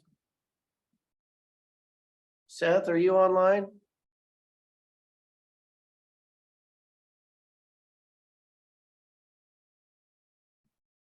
Doesn't look like it. Yes, I am. Oh, there you are. Hi. Do you have anything to add to this discussion? I have actually not been part of this application, so I don't know too many details on it. Though I do know that we do have a policy in place that says when something can be waived at our fairground facilities. Was just recently signed by this board. And I don't know how that reads and what they submitted, but it was ordinance number 00200723 that set up fee waivers for our county facilities. That's just a standard.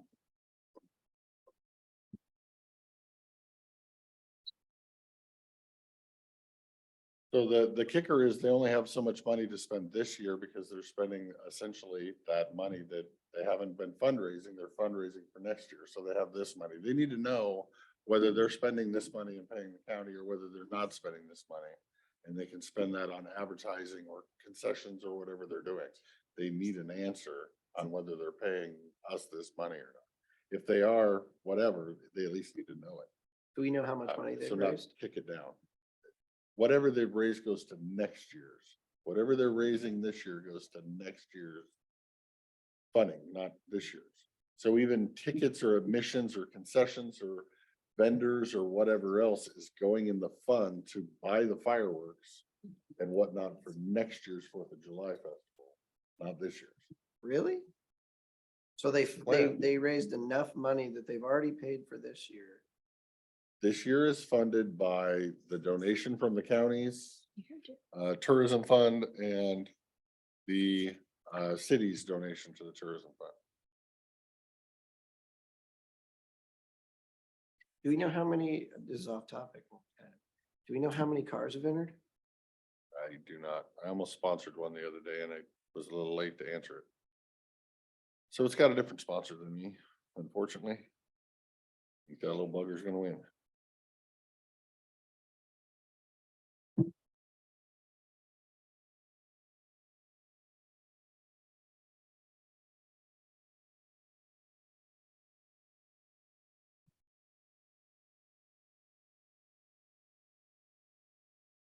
So if history wants to remind us, the JCs used to have a deadline.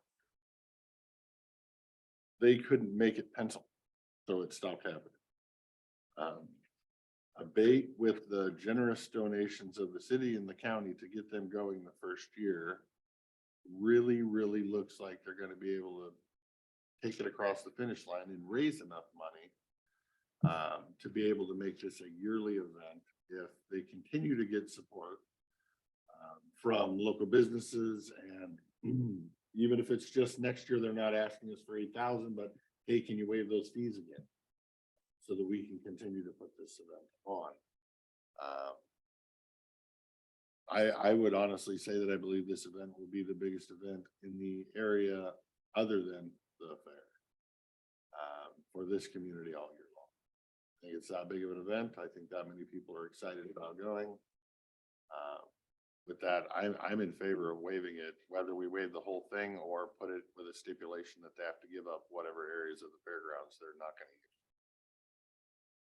use. Well, I don't think it really matters this year, as I don't think anybody's gonna book the rest of the fairgrounds the day of. The July 4th, I think most people would have figured that out ahead of time. And I know they did have one risk that since they're doing fireworks, if they allow somebody else to rent out the building and then somebody's lighting off fireworks and stuff, that they're gonna get blamed for it. That they're part of the demolition derby and they're gonna get responsible for some birthday party and some kid playing with fireworks. That was one of the comments. So they didn't want the liability for somebody else doing something and them getting blamed for it. Oh, they didn't want to be blamed for it.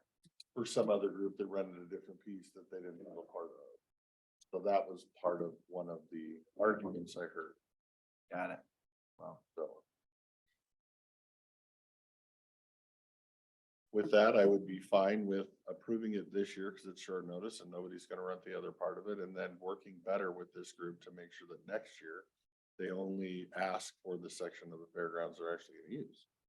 I would just ask, that we make sure that we direct, Public Works, Building and Ground to keep track of all their time and costs, so that we can associate that with the event and we can get a true representation of how much it costs the county taxpayers on top of it, because Buildings and Grounds come straight out of tax. Anybody want to make a motion? You want to, you can, if not, I'll sit down. I'll make a motion to approve the request for the waiver of the fee for the rental of fairground for the demolition derby on the 4th. Second? Okay, we have a motion and a second to, in the long word, approve consent agenda item number 16. Thank you. Uh, Let me make sure I got it in Any there. further discussion? Do want to make a note in there that hopefully Public Works is listening or one of us remembers to try to have them document. I mean, one of us might know one of them pretty close, so maybe they can pass that along. With that, all those in favor of approving consent agenda item number 16, say aye. Aye, motion passes. Want to find out what assessor's in here for? Yeah, that would be good. She was hiding, so. Oh. Well, feel free. Your time is valuable, so just come on in and do your thing and don't have any comments for us before you go? So during this time, our staff passed us the memorandum of understanding for the city of Bingen, and it did say that it was an extension of an 8-inch water main along the north side of SR 14 to for greater water access for that area, and that it was for advancing economic prosperity within the Klickitat County 10-year economic development strategic plan. So it was a coordinated effort. It wasn't just. And that for- project is identified in our plan. Yes, and I would have no doubt that Bingen is an impoverished town, although you connect it to, yeah, you can't connect it. They're separate from the town of White Salmon. They have. Well, I their own- understand, but they have their own census data and their own medium household incomes and, Yeah. yeah, no, interesting. Yeah. Well, we will have this discussion probably in the September KC meeting, since they can't get the information for me in enough time to have a presentation in the July KC. And Since then who we can? will go from there. Since who can't get you the information? Economic development. I've been asking for numbers for, I don't know, 2.5 years, haven't got them. So now there's actually starting to provide me with some numbers, but it takes time. Oh, see, and then you handed that to me and I signed some.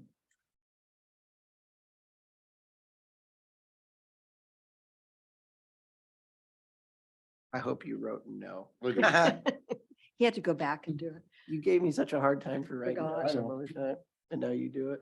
I would have rather just scratched it, but. No, and I would advise the board, if they don't like the terminology used in those documents, the board rules for the case PETA, the documents that are used to create the public corporation, and you don't like the terminology and you don't want to spend the money on those projects, you can always change the rules. But if the rules are there, we need to either obey them or change them. Or define them a little better. Huh? Define them a little better, maybe. Whatever that so chooses. So, because it was kind of like Mayor White Salmon says, oh no, by state law, you can spend it on things like this. I don't disagree. But by the rules the board was created in, they have to follow these rules, not the state rules, or we change these rules. Those are the choices. The previous board wanted that money to be spent in blighted areas, of which I would argue none of it does, none of it has, none of it is ever been. Well, and I'll have to argue because I've seen that over the years be expended, and it's communities like Bingen that have been able to transform. And they're on the crux of transforming it into being self-sustaining and moving forward into a great future rather than just dying like they were doing in the past. The golden. Where are we Anyway. at? Enough debate there. Are we at payment approvals? Sure, go ahead. Okay, Mr. Chairman, I make the motion that we approve the accounts payable warrants in the amount of $233,956.54 and the payroll benefit warrants in the amount of $1,133,351.68, the date ending June 26, 2023. I will second that motion. to pay the bill. Okay, we have a motion in a second. Any discussion on paying the bills other than the freezer and the case of water? It got cleared up earlier. Thank you for Public Works for clearing up our questions. Hearing none, all those in favor of paying the bill, say aye. Aye. Aye. Aye, motion passes. Off to miscellaneous reports or board pending. So again, it's still my hope that the board allows me a few minutes to finish whatever the last line was of the updated opinion request, if the board so chose to entertain it, to submit it.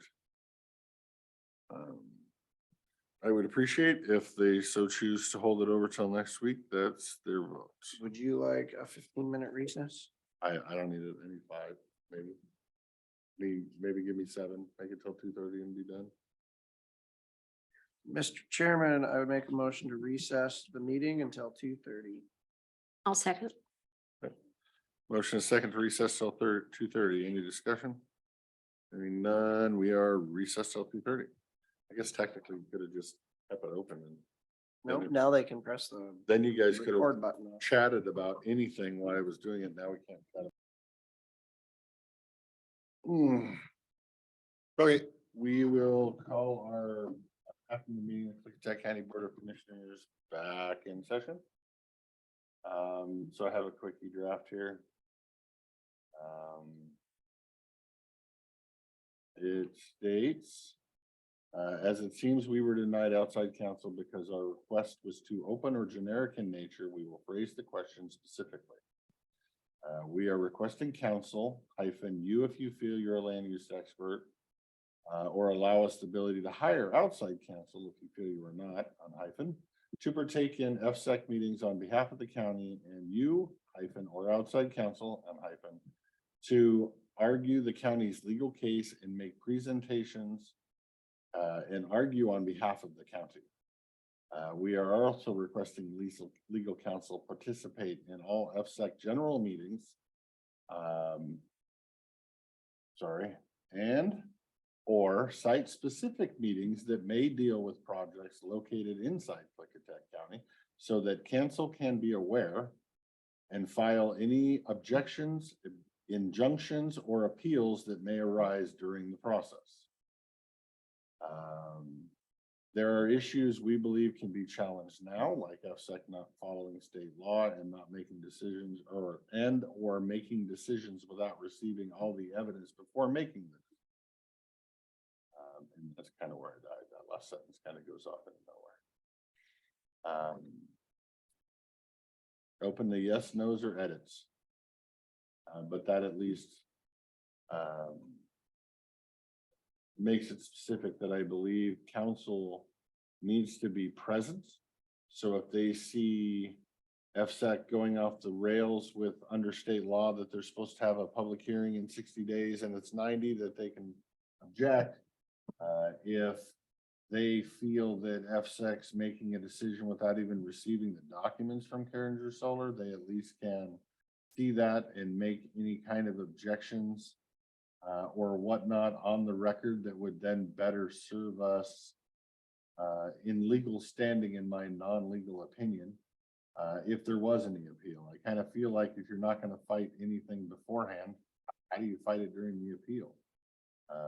I'm, again, not a lawyer, but I believe if you don't argue that you didn't murder somebody, you really don't have a chance to appeal that you didn't murder somebody. And we're not arguing anything now, which kind of tells me we're going to have nothing to appeal on because we never argued it to begin with. But what do I know? I'm not a lawyer and I don't get legal advice. I have a difference with asking those questions right now because I think we need to clarify, and I'll say our positions, and I know we're not all on the same board with this, about FSEC process, FSEC dealings, FSEC meetings, and how two commissioners here at least feel there's some big problems and there's some legal problems and there's some slights and there's things that are be left undone versus potentially what our prosecutor sees or feels. Because if we are at odds in what we see as a board or what we see as individual commissioners with our questions and continuing down this path, and his stated position is FSEC is enabled by state law. There's no, don't challenge this, don't bother. We need to know that up front. Because it's a fruitless quest if he is across the chasm from us for representation. And he feels we're just not getting it, and we feel he's not representing us. So wouldn't it be more prudent to ask a question? Do you support the board of, possibly support the Board of County Commissioners in legal representation for items that arise out of the FSAC efforts and FSAC authority? I don't know what the answer to the question would get you. Because if he says you're just wrong, the laws say this, then we're throwing things out there that are just going to come back no, because that isn't what he reads as legal. We're challenging things that he does not. Does that make sense to you, Jake, that he sees? So That he's giving us- your goal, or what you're saying is that we can ask our council, is this lawful? Like, for example, we're going to use, for example, the consistency Mhm. here. And the applicant put forward, information on the consistency hearing. FSEC's going to make a ruling on that consistency hearing. And you're stating that, and you've testified that you don't feel that it's consistent. And so this is, and so what are you saying, that you would like him to testify that it's not consistent if he does not agree with that? No, not even down to that point. I think we need a beginning ground level from when we began through this process. And we have had verbal communications that say, well, I don't know why you're asking that, because the law says, and this is what I'm telling you, FSEC has the right to go through this process this way, and you have no, I feel like this is just a fruitless effort of back and forth and frustration for him if we kept what he feels nitpicking possibly. I would like him to state his position with the county commissioners, how he sees the FSEC authority and where that application was laid down and how does he see that is a done deal? And there's no reason for Klickitat County to challenge them because he would not be successful at that. And right now we need to start telling our constituents, the county is not going to make a move to protect you because the prosecutor believes this is the law and this is where it stands. Because if we can't get past that, that there is a question there that he has not made his determination of where we're at and has given advice on that and is going to stand by that in writing, then I don't feel that asking him any further questions about anything they do is going to go anywhere but just back and forth, and time's going to go. So is your question, does FSEC have the authority to process this application? It'd be broader than that because it's not only the processing the application, it's the way they're processing, the way they're holding their meetings, the way they're moving through their processes. Many, many times, there have been times where, you know, a special meeting's been called, but yet it's still their regular monthly meeting. So they change the terms so they can do it quicker. And there's just a little twist of the knife and a little change in the curtain. So we just keep moving at a fast pace. And I know Mr. McCannell has been following those. So I want to know if he sees that they have state law on their side to lay that application down, and we have no challenge there. And moving through the processes to date, is there anything there that he would advise that he would challenge? Because if there's not, we're asking questions that we're interpreting law to the way we want to see it, or we're just handing him things he has to continually tell us no. This is still going to continue on in the same process we're on. We have to know we're all on the same page. How do we get on the same page? And he is our legal counsel, so I would like to put in writing to hear from him that he has nothing he can do to represent us at the FSEC board, rather than keep throwing things at him and frustrating him, Well, or have him say that they're not clear enough for him to understand. I would love that document. I just don't think you're gonna see that document. that 'cause you can't document is- speculate. That document is not a legal opinion, so I don't think. you're Well, gonna see that it. you can't speculate. Our relationship is respect and send him on the PA form he requests. His relationship is, as our counsel, he answers us in legal terms that we can use. Right, And but that what- means in writing. I'm getting at, correct. but And what he's I'm done it getting at this is time. if So I want to think give him the need- next time. If I need counsel to actually go to the FSEC meetings Correct. and actually pay attention and fight on the county's behalf, it sounds like I need to write him a letter and request that he does that, because he's never been requested to do that in his letter. So if we never get there, we never get anybody to even look at the meeting. Would I love to see your document? Yes, but I think we need to either piggyback something else, because right now, if we try to go to Superior, he's gonna claim, oh yeah, but they asked for these things that were just way too open and way too broad, and you know, you might have a point. Well, and if Um, you need so answers to your We need to make questions, that's- specific and say, we would like you to actually do this, and this, or provide us with somebody who can. Then we're not and- open and And specific. I'm fine with that. anymore. I'd like to submit your questions, and I'm fine with that. I'd like to review them and see if I have any more to add or a suggestion.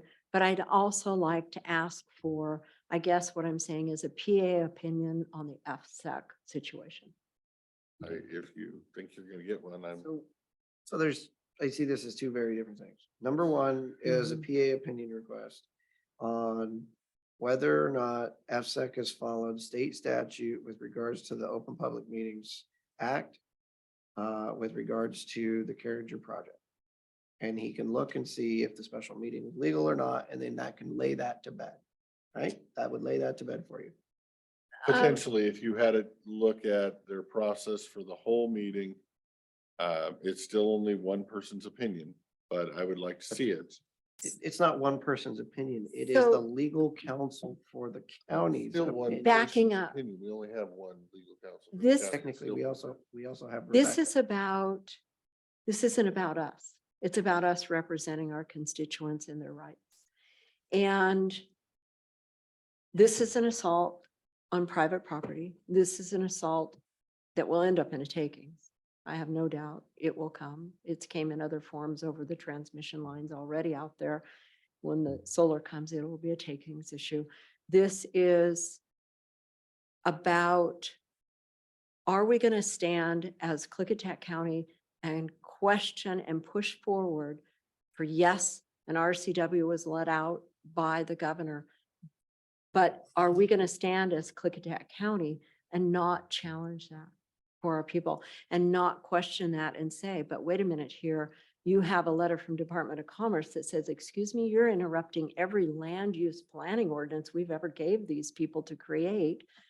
We're bypassing all the processes for ESA, smoothing them over, saying we don't have to look at Endangered Species Act because we've said so now. And everything that we've stood for and had to do painfully for 30 years, held down from the state and from the federal government, now we're saying, doesn't matter, wrote something else, and now we're going to do this. That at some point in time will, I guarantee you, have a challenge. But are we going to be the county that just stands here and says, sure, they said it, so we're going to do it? And that's what I want to know. Where is my prosecutor in representing the public? Said, I am fine if you want to put that opinion on there as well, because I would absolutely love to read that response. I just don't think, I think it's going to come in as I don't see a legal question here. Because there's no way he's going on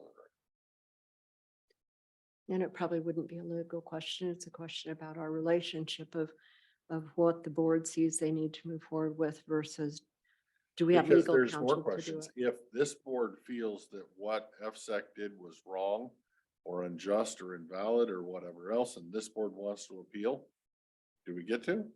Or does he said, nope, I don't see a case there, so I'm not gonna do it. And that's what I'm saying. If we don't have that representation, Do we then have the authority to pick and choose if we file an appeal or an injunction? Because right now I think we should be filing an injunction.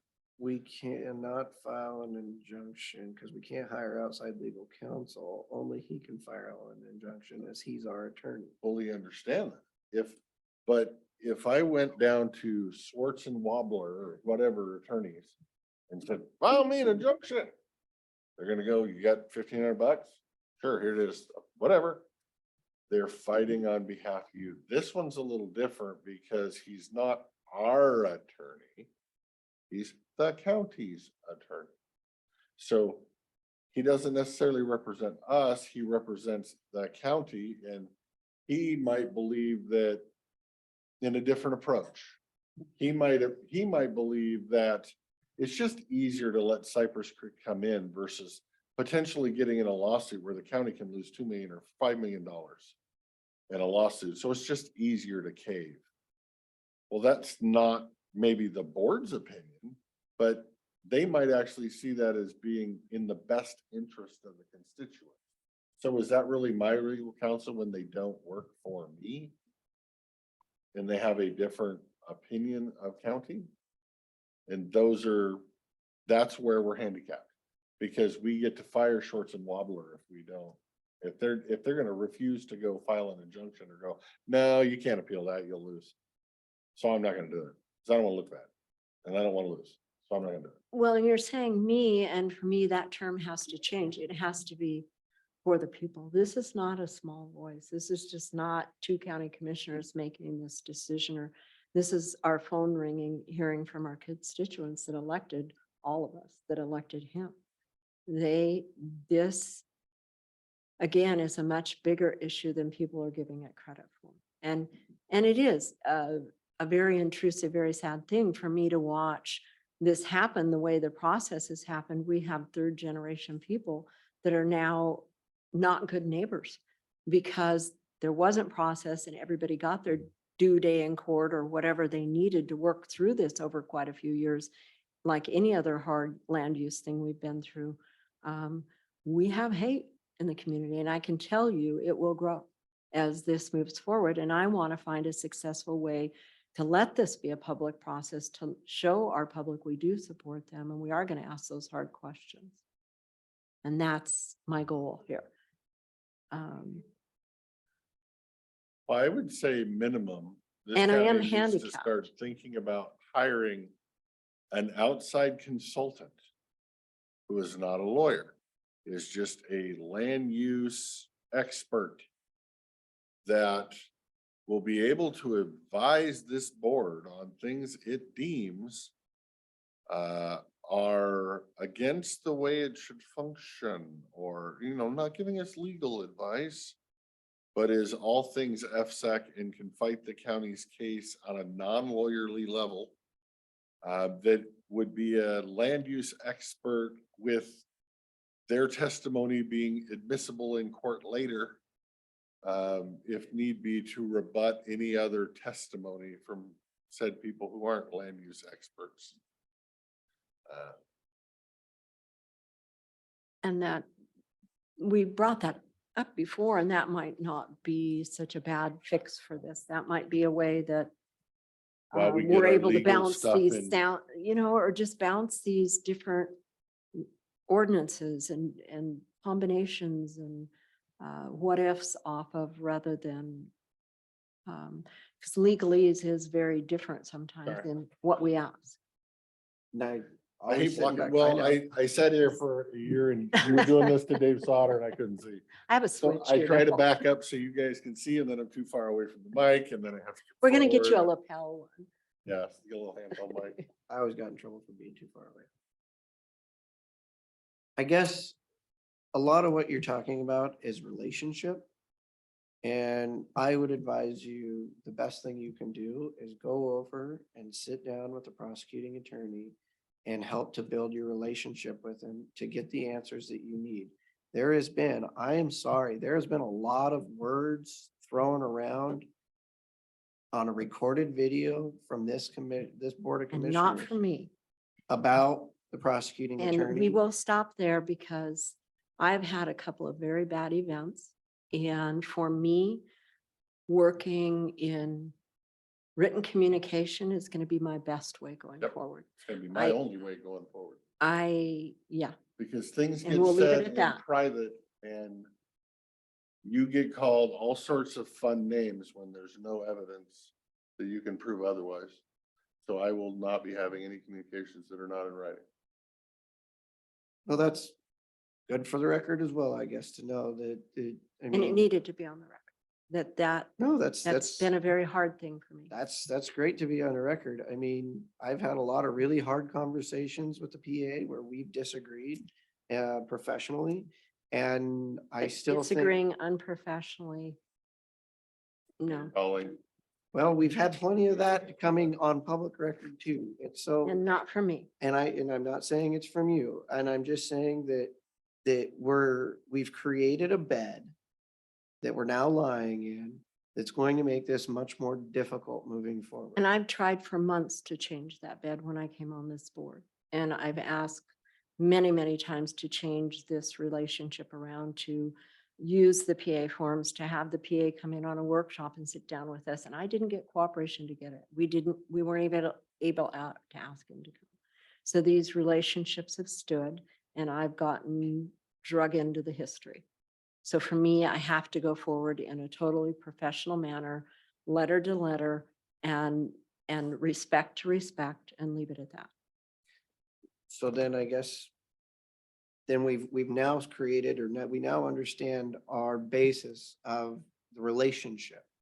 Mhm. And that is that, as we went through, remember when we went through our training, it's prosecutor by statute, not by choice. And so that's a two-way When relationship, asked. right? And so if, There was more to that training than that, but that's okay. right, but I mean, that was. And mine that's- was from the Attorney that General. was- And so right now, it feels like we want to ask the prosecuting attorney to appeal something, but they haven't actually made a decision yet, so there's no way to appeal it. And so You it seems can- like we're a little bit ahead of the court. Now, you Now- can appeal and object to the process as you go. You don't like go to a trial, you're in a murder trial or you're in a trial for holding a party. You're not just gonna sit through the trial and listen to all the evidence and your lawyer not say a thing until Mhm. the jury reaches a verdict. And then say appeal. It's called No, you're gonna argue the representation. process in the evidence as you go. And so what I keep hearing in this county is there's no reason for an attorney yet. There hasn't been a decision. Don't you actually fight a case during the case? Well, and we were told that FSEC wouldn't do that, but they do. So I I've guess, had very, very good success with submitting documentation, but I'm not a lawyer. right, And I'm a county commissioner that's been thrown in that position in the public to try to do that. And I don't want to be in that position. I want legal representation doing that for me. But I need to know, are we on the same page with the prosecutor? Are we moving forward, knowing we're representing these people to the best inch that we can do to get through this process? how can we be on the same page with a prosecutor that we won't sit down and have a conversation with? If he wants to Yeah, sit down and have yeah. a conversation with mics on, Yeah. I'm more than happy to do it. A private conversation in an audience and in a room that is no longer recorded, absolutely not gonna do. So again, that's the basis. So there's two things I see, and I'm trying to be as logical as possible about this. There's the question, a PA opinion request. Did FSEC follow the Open Public Meetings Act requirements with the process up to this date? And if not, what is our recourse? No. That's as simple as question I can. But I would also argue on there, That's not my if they made a determination that is consistent, even though Carringer pulled back, sorry, Greg, even though Carringer pulled back half the documents and they still voted, is that kosher under the law? So Or I guess. would that be, you're not doing your job because you didn't even get all the documents and made a decision. So I understand how we feel, but I also want to remind the board that there is an administrative law judge that is sitting there during this entire process, an administrative law judge, someone that that is on the bar, that is required to follow the law and the rules. They are also getting opinions from the state attorney general's office with regards to when they have questions. If they were doing anything wildly illegal, I think that an administrative law judge would be pointing that out. Wildly illegal, yes. Against procedure that would get an objection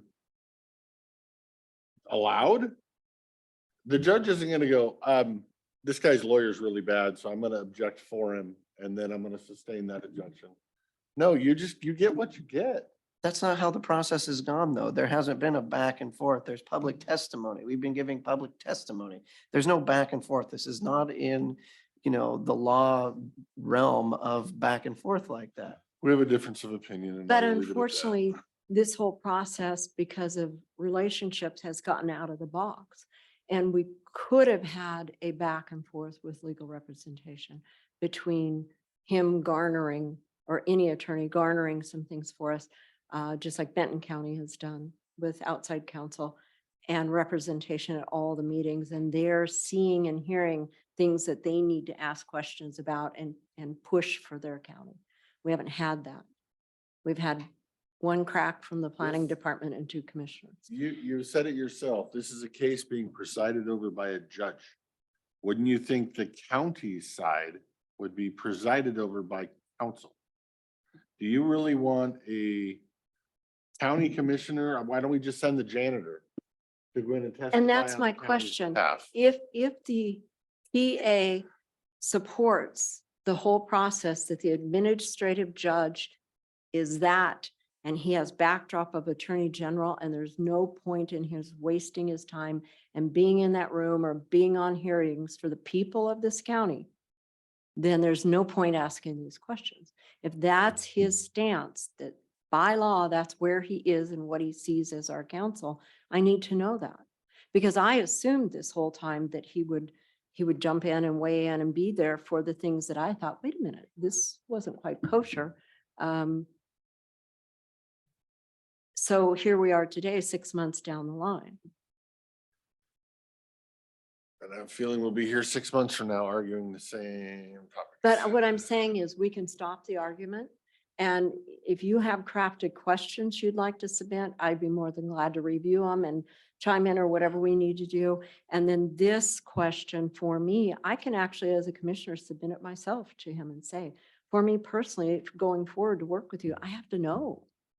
Well, you have my permission because last time I tried that, I couldn't ask a question. It had to come from the board. So I want to make sure I'm on record giving you the second. I'm vote to confused ask about an that. opinion. I need to ask that question. Depends Can on who he you are. represent us individually or does he have to represent as a board? Um, I have so many questions. So mine are requesting council be present at FSEC. So if they see something that's wrong, they can advise us that, hey, this went bad, we can appeal this, or we can object to that.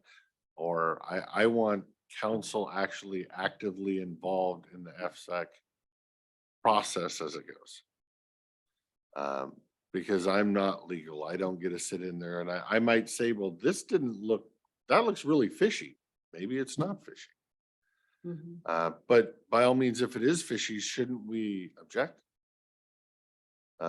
Shouldn't we be, I mean, then maybe they don't hear our objection, but shouldn't we be objecting? Get on the record at Shouldn't we least. be building evidence in case we are going to appeal in front of somebody that, how do these 20 people make a land use determination when half of the packet isn't even been turned in yet? Did you make, I mean, to me, that's automatic. Your vote is garbage because you were obviously biased and swayed before you read any evidence because you never saw any evidence. But that's an argument if you were actually trying to mount a defense so that in case there's an appeal, you can appeal. And maybe the argument is we don't have the ability to appeal unless he wants to appeal. I don't know. I have no idea. At this point, I'm absolutely bewildered. I would say that process is usually like with SEPA, if we look at the past of this county, whether it's zoning or anything else, the process is usually ends up getting things thrown out. We can remember, look all the way back to the 95, 98 Houston BZ plan update, it's process. If the FSEC is not following the process, that is all the grounds that's needed for a lawsuit, whether from a county or from an organization to get those decisions thrown out and have to restart the process. So I think there's no problem with asking the question in a PA opinion request, have they followed the process according to the Open Public Meetings Act? That is a great public PA opinion request, I think. Now, putting in a request that our council represent us in front of FSEC and in front of any other boards with regards to these solar projects, I think that is an absolute okay request. And we also need to know that the answer is going to be what the answer is. Mhm. Now, I understand if you're asking that question because if you feel like you're not getting representation and they're unwilling to represent you under the Drummond Island case, Supreme Court case, Mhm. they have to show that they're unwilling to represent the county and the county's interest. Right, and that's my argument. I don't know that he has ever said he's unwilling. He's just unwilling to accept our broad definitions that he interprets as broad definitions. Why I want to make them very specific. So they won't be broad anymore. But also when you're asking council to represent you, the council needs to know what they're representing you about and on. Because we can feel, as a board, we can feel one way. We can listen to our constituents and feel one way. But the council also has to represent the county, and the county is the county codes and the zoning and everything else. And there's, of course, room for interpretation in codes, and there's room for that to happen. And so, And I think that's why I'm struggling. I went through, and I'll say it on tape, a 20-year battle from hell with Rails to Trails, with 200 constituents signed on as impacted landowners. Never once did we feel that our county commissioners, our sheriff, and our prosecutor wasn't on board, and they weren't representing those people, working through the tough, yelling meetings and years of things that went on to get to the bottom of what was going on with those land use planning decisions and the assault on those people's rights. And for the life of me, I don't know where I'm at in this. I know I represent my people, and I know the majority of the people are impacted and have a lot of questions. And I know that some point in time, this county will see backlash because of that, not just neighbor against neighbor, but we're going to see people against the county for some decisions that were made or things that we did not uphold for our own county. And in Rails to Trails, they were right. It took them 14 years, but it went to the Supreme Court and it was a takings. That still has to be dealt with and worked through for these people, and Parks has to finally admit it, that it was a takings. They didn't get to just get handed that for a free gift. That didn't happen. This will be the same situation, I guarantee you.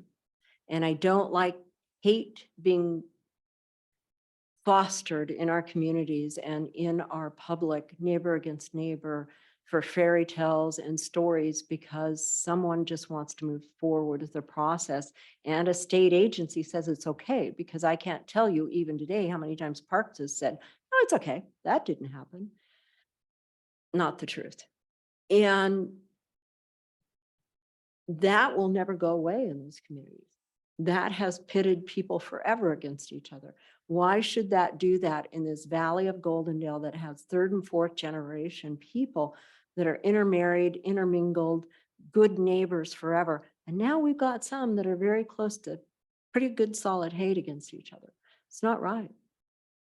And our county should be doing everything they can to correct that situation and offer a process that's fair and transparent and open and show that we stand for those people and what they stand for us.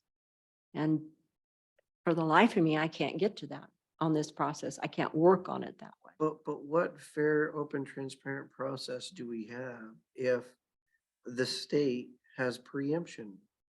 And then why is our county not coming out above board and standing against the state for doing that and calling them out on it? But again, it's state law. I mean, don't if they're care if it's state operating law. under state There are good law- laws and there's bad laws, and eventually the bad laws do get challenged and they go away. Even the Constitution has challenges. We have lots of state law that's been changed.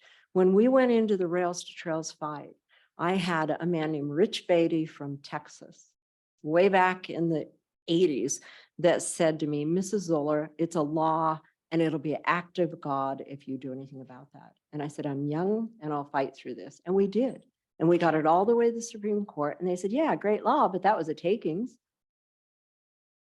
Things get challenged. Things should be challenged. That's the process. And I'm saying I see this as something we should be challenging for our people, and we're not. So do you think that we need to sue the state about FSEC's validity under state law? Or are you saying we need to work with our representatives to change FSEC's powers? I'm saying we need a process to decide that is a full-on engaged legal counsel that can answer all of the, and I've explained this to the prosecutor, this is a daily life-eating process that is a sinkhole drain that you have to catch every little nuance that goes by you that I'm going to have a question about. And I need to have access, not 10 days later, not 5 days later, but sometimes that day I need to pick up the phone and say, or send an email now and say, hey, what about this? And have that answer back. To work through something as tough as this change, and I don't care what anybody says, it's a change from valuable resource land to industry. And we preempted the processes, but a pig is a pig, and this is what it is. And we have to not call it something else, but look at it and do the right thing with it. I guess I will get a word in edgewise, All right. right? Someone like me. I guess I keep hearing that trust the process. Trust the process of the FSEC thing. If it goes bad, we can appeal later. the citizens of this county heard trust the process for 2 years and knew they were getting the train rolled over their back. Trust the process. And now they're hearing it again, which is pretty much just, I guess, let FSEC do their thing and we'll just, that's what we can do. Wi-Fi. And that's just not, I'm sorry, I disagree. But in the same regard, I'm not going to be the one going to the FSEC meetings and fighting on the county's behalf because I don't have the legal background to do that. So going forward, if anybody's fighting on the county's behalf, I guess it's either Miss Zoller or the county's not showing up to fight on its behalf at these land use hearings, because I'm not going on the record and doing and or saying things that could actually undermine our case going forward.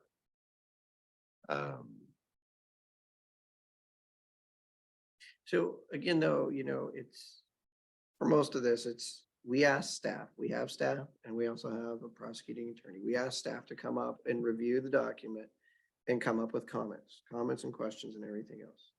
FSEC will make a determination on land use consistency. They're going to do that. And even if we started today, they're probably going to rule according to the Capital Press article very shortly. So Once they rule, we get a chance to review that. We can then say, we think that there's viability of appeal, and we can ask for a executive session with the prosecuting attorney and say, these are the issues that we see with their consistency determination, findings of fact, or whatever. We would like you to appeal this. So And then you you can say can't, yes, no, or whatever, right? you can negate that effort. FSEC processes, I think, did they allow us 4 days to get those documents in before they're like, oops, gotta have your documents in? It was a struggle and conversations to agree to get the planning department to answer FSEC's call. Then we reached out after the fact to road department and everyone else who had no time and did an excellent effort in throwing it together so we could get something in. Then we had more time, and I brought it up several times. What are the departments doing? Are we answering things that are coming in? Are we reviewing them? The answer was, I got, no, they did their effort. Don't go any further there. They've got their documents in, and we're moving towards a public hearing, the only one we're going to get. During a public hearing, which was crucial, it's the only legal one we get. The only ones online making the choice to be there for our county and for the people of the county were me and Mr. Christopher. No planning department, no legal representation. I was mystified by the choices, and it was my assumption that people were on the same page and moving the same way I was. And evidently, I'm the only one on this bus. No, there might be two of us on the bus. Yeah, and thank you for your efforts. And you did speak well and brought up what you need to be. But that isn't the way this process should have been gone. Like I said, when I've done processes before, everyone is coordinated. Cooperation, documents coming in, reviews for the county, for their safety in the rails to trails situation, advice for them. And I hate referring back to that, but that's the only thing that I can see that we've had this kind of needed coordination between landowners and constituents, thousands of them, not just a couple, and our county staff and legal representation and law and sheriff. We're just not a gelled effort going forward. We are this fractured mess of maybe FSEC will say tomorrow we have to do this, and we try to do it as commissioners. We try to have staff do it. That's not planning. That's not a concerted effort. That's not on the same page showing our county what we represent.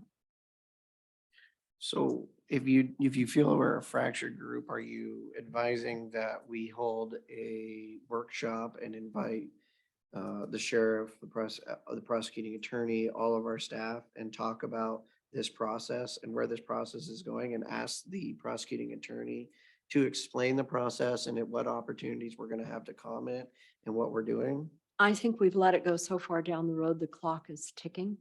And it's a very weird thing to me that once we have a public meeting and say anything, that all of a sudden the next day offset comes out with something and does it because look out, Klickitat County might be coming. It's not random. It's an intentional movement to move things down the line because someone else sees how they should be going and we should have no business sticking our nose into it. And we should have organized in the beginning and made sure everybody was on the same page at that time. For me, if I could understand if the prosecutor even sees it, and I respect his right to have his opinion. If he doesn't see that he can support us legally in the manner I'm talking about, and that he thinks I'm out to lunch, then he needs to tell me. Because this is my stance and I will not get off of it for the people, Okay. right so or wrong. If that's what you're looking for and you want the prosecutor to tell you if you're out to lunch or not, how do you get that? I Are- can are send you- him a you're PA going- request. I can do that myself for my own self, and I've wrote down my points of what we've talked about, what I need. And Mr. Christopher, you have your questions that I support, that I believe as a board, I would support your questions as a board. I haven't read them yet, but I'd like to see them. And I say mine aren't more of a question. It's more of a request that council actually Yes. partakes in all FSEC. and I will stand behind those. Because so. then hopefully if they see something that's, hey, this is a little fishy, they'll actually Yeah. tell us. And any more debate or questions aren't going to change those two things. I think we may as well not waste our time or the public's time, but get this done. Move on. I would agree. This is a contentious issue in the public. It's caused neighbors to hate neighbors. I personally have absolutely zero doubt I'm on the vast majority side. And I also have zero doubt that in future elections, it will clean up itself. So till then, we take what we get. So may I, Commissioner? Sure. I would say that in the past, Commissioner Christopher, you've stated that you would never want to remove one of the Board of Commissioners' access to council.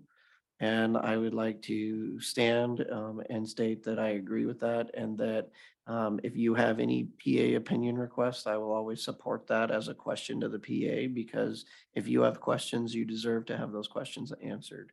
Much appreciated. And that goes for, of course, Commissioner Zoller as well. And so I understand that what Commissioner Zoller is primarily talking about has been a PA opinion request. Some of what is being discussed is not a PA opinion request, it's a PA request. Yes. We are asking you to do this. Correct. And while that's different than asking for a legal opinion, that's asking for legal, you go do this. I understand the relationship difficulties, and so that it's difficult to just go and have a sit-down conversation to get those answers. And if you would like to ask the PA or Rebecca, to attend these meetings, I would hope that they are attending the meetings and reviewing them. But if you would like to ask them for an actual request, I can be supportive of that, because I think that it is in the best interest of the county to have all the county's interests always being looked at. When it comes to if we're going to try to take this one step further and say we don't like the PA's answer, or we don't like the PA's opinion, or how hard the PA is going to work, and we would like to take that to the Superior Court. To me, from my readings of the Drummond case, that's going to be a colossal waste of county resources. And even in the Drummond case, it clearly points out if you don't like the PA, there is one really big thing you can do, and that's the next election. But until then, there's nothing that we can do. And while it can be aggravating and frustrating for me, I also recognize that this is one of the reasons for the separation of powers and the separation of duties, and the reason that the founders of this state And that wrote goes it both this way. ways. And it goes both ways, and that's exactly my point. And so while I may not like things, I have to live with them. And if anything, it is my goal to hopefully repair the relationship with the prosecuting attorney over time, and it's not gonna happen overnight, with the board and the PA. Because I think that if you have a good relationship with your prosecuting attorney, everything goes smoothly, everything goes far more easily. And while you can agree to disagree and you can agree to have some really hard discussions, it's always my goal to try to have those be respectful discussions and respectful disagreements. And I know Correct. Commissioner Christopher tries very hard with me to have respectful disagreements. I don't disagree.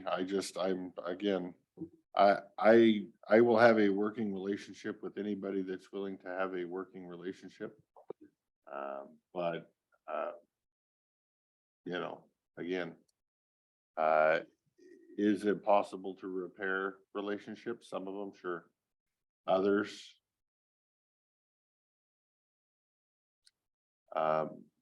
sometimes people say things that are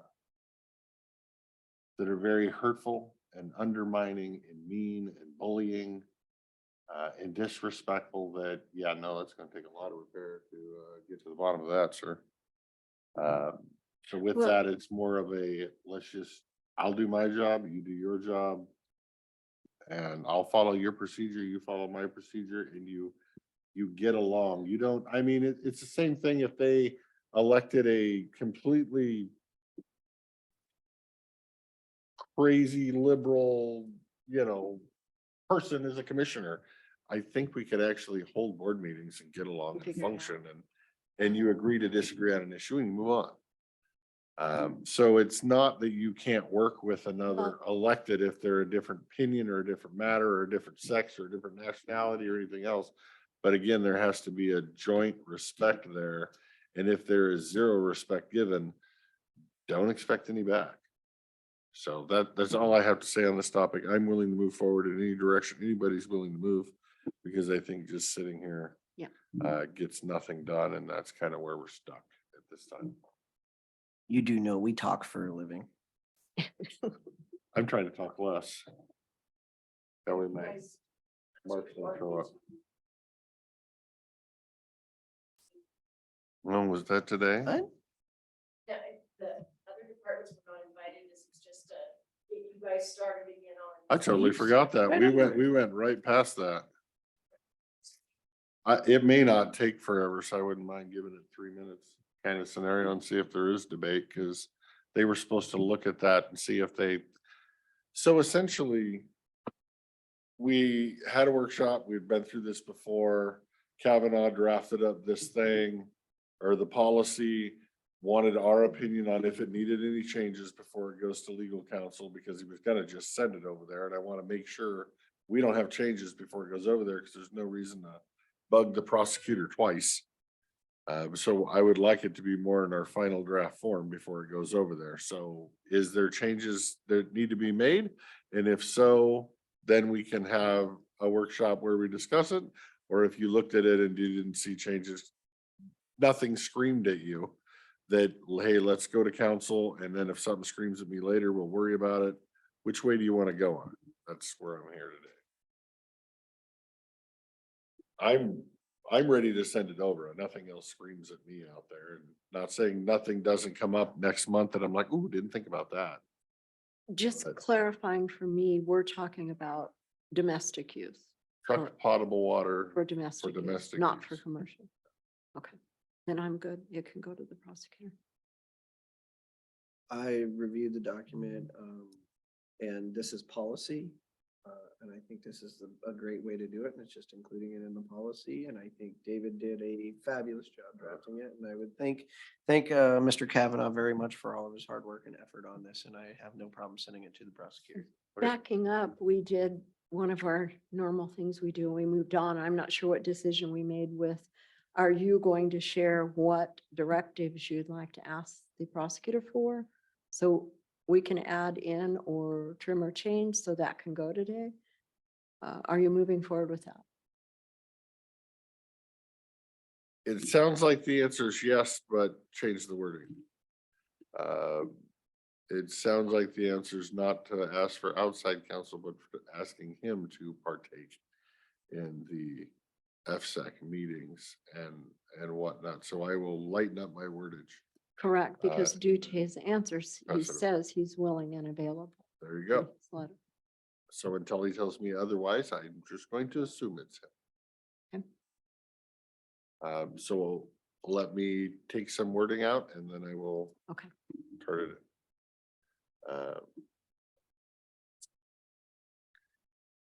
Now that we backed up, I think I heard we're a yes on the potable water, so please tell Kavanaugh Sorry. to that thank him for all his time, but let's get that thing turned in so we can get moving on it. It's only been a year and a half. All right, anything else? Any other fun? I guess I have exciting- one more question, because I am unclear. Does the board approve? I asked the prosecutor a singular question that seems to bother me. Or do we have to make a board decision and vote so that, does he answer singular commissioners or does he answer just the board? Another question.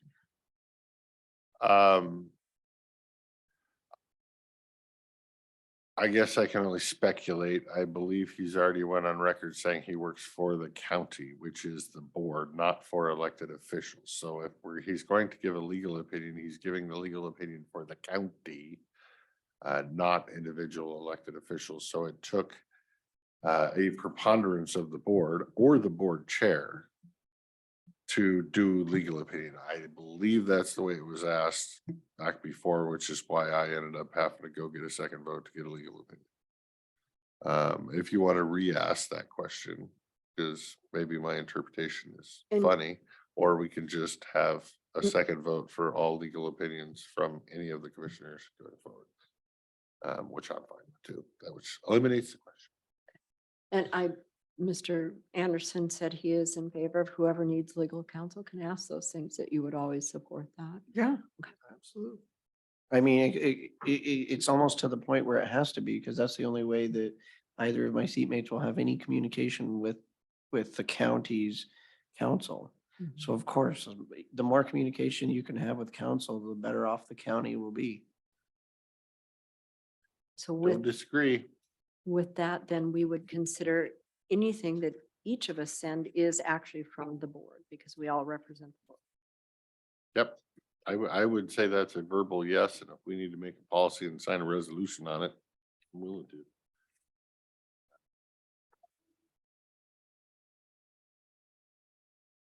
Okay. Still got all these papers to sign, and I had a phone call in 6 minutes, so that ain't gonna happen. Are we done? I am. Vouchers to sign. Mr. Chairman, being that you have a meeting in 6 minutes, I would make a motion to adjourn the regularly scheduled meeting of the Klickitat County Board of County Commissioners, noting that our next meeting will not be next Tuesday, as it will be July 4th holiday, and that we will be meeting on Wednesday, July 5th, beginning at 10 a.m. And with that, my motion is to adjourn. And I'll second. I will take the motion in the second to adjourn and note that, yes, we are not meeting on the 4th of July, but I hope everybody attends the demolition derby and has a good time and supports your local community, the vendors and the children. And with that, all those in favor of adjourning, say aye. Aye. Aye, motion passes. I didn't hear you, but I Aye. think you were there.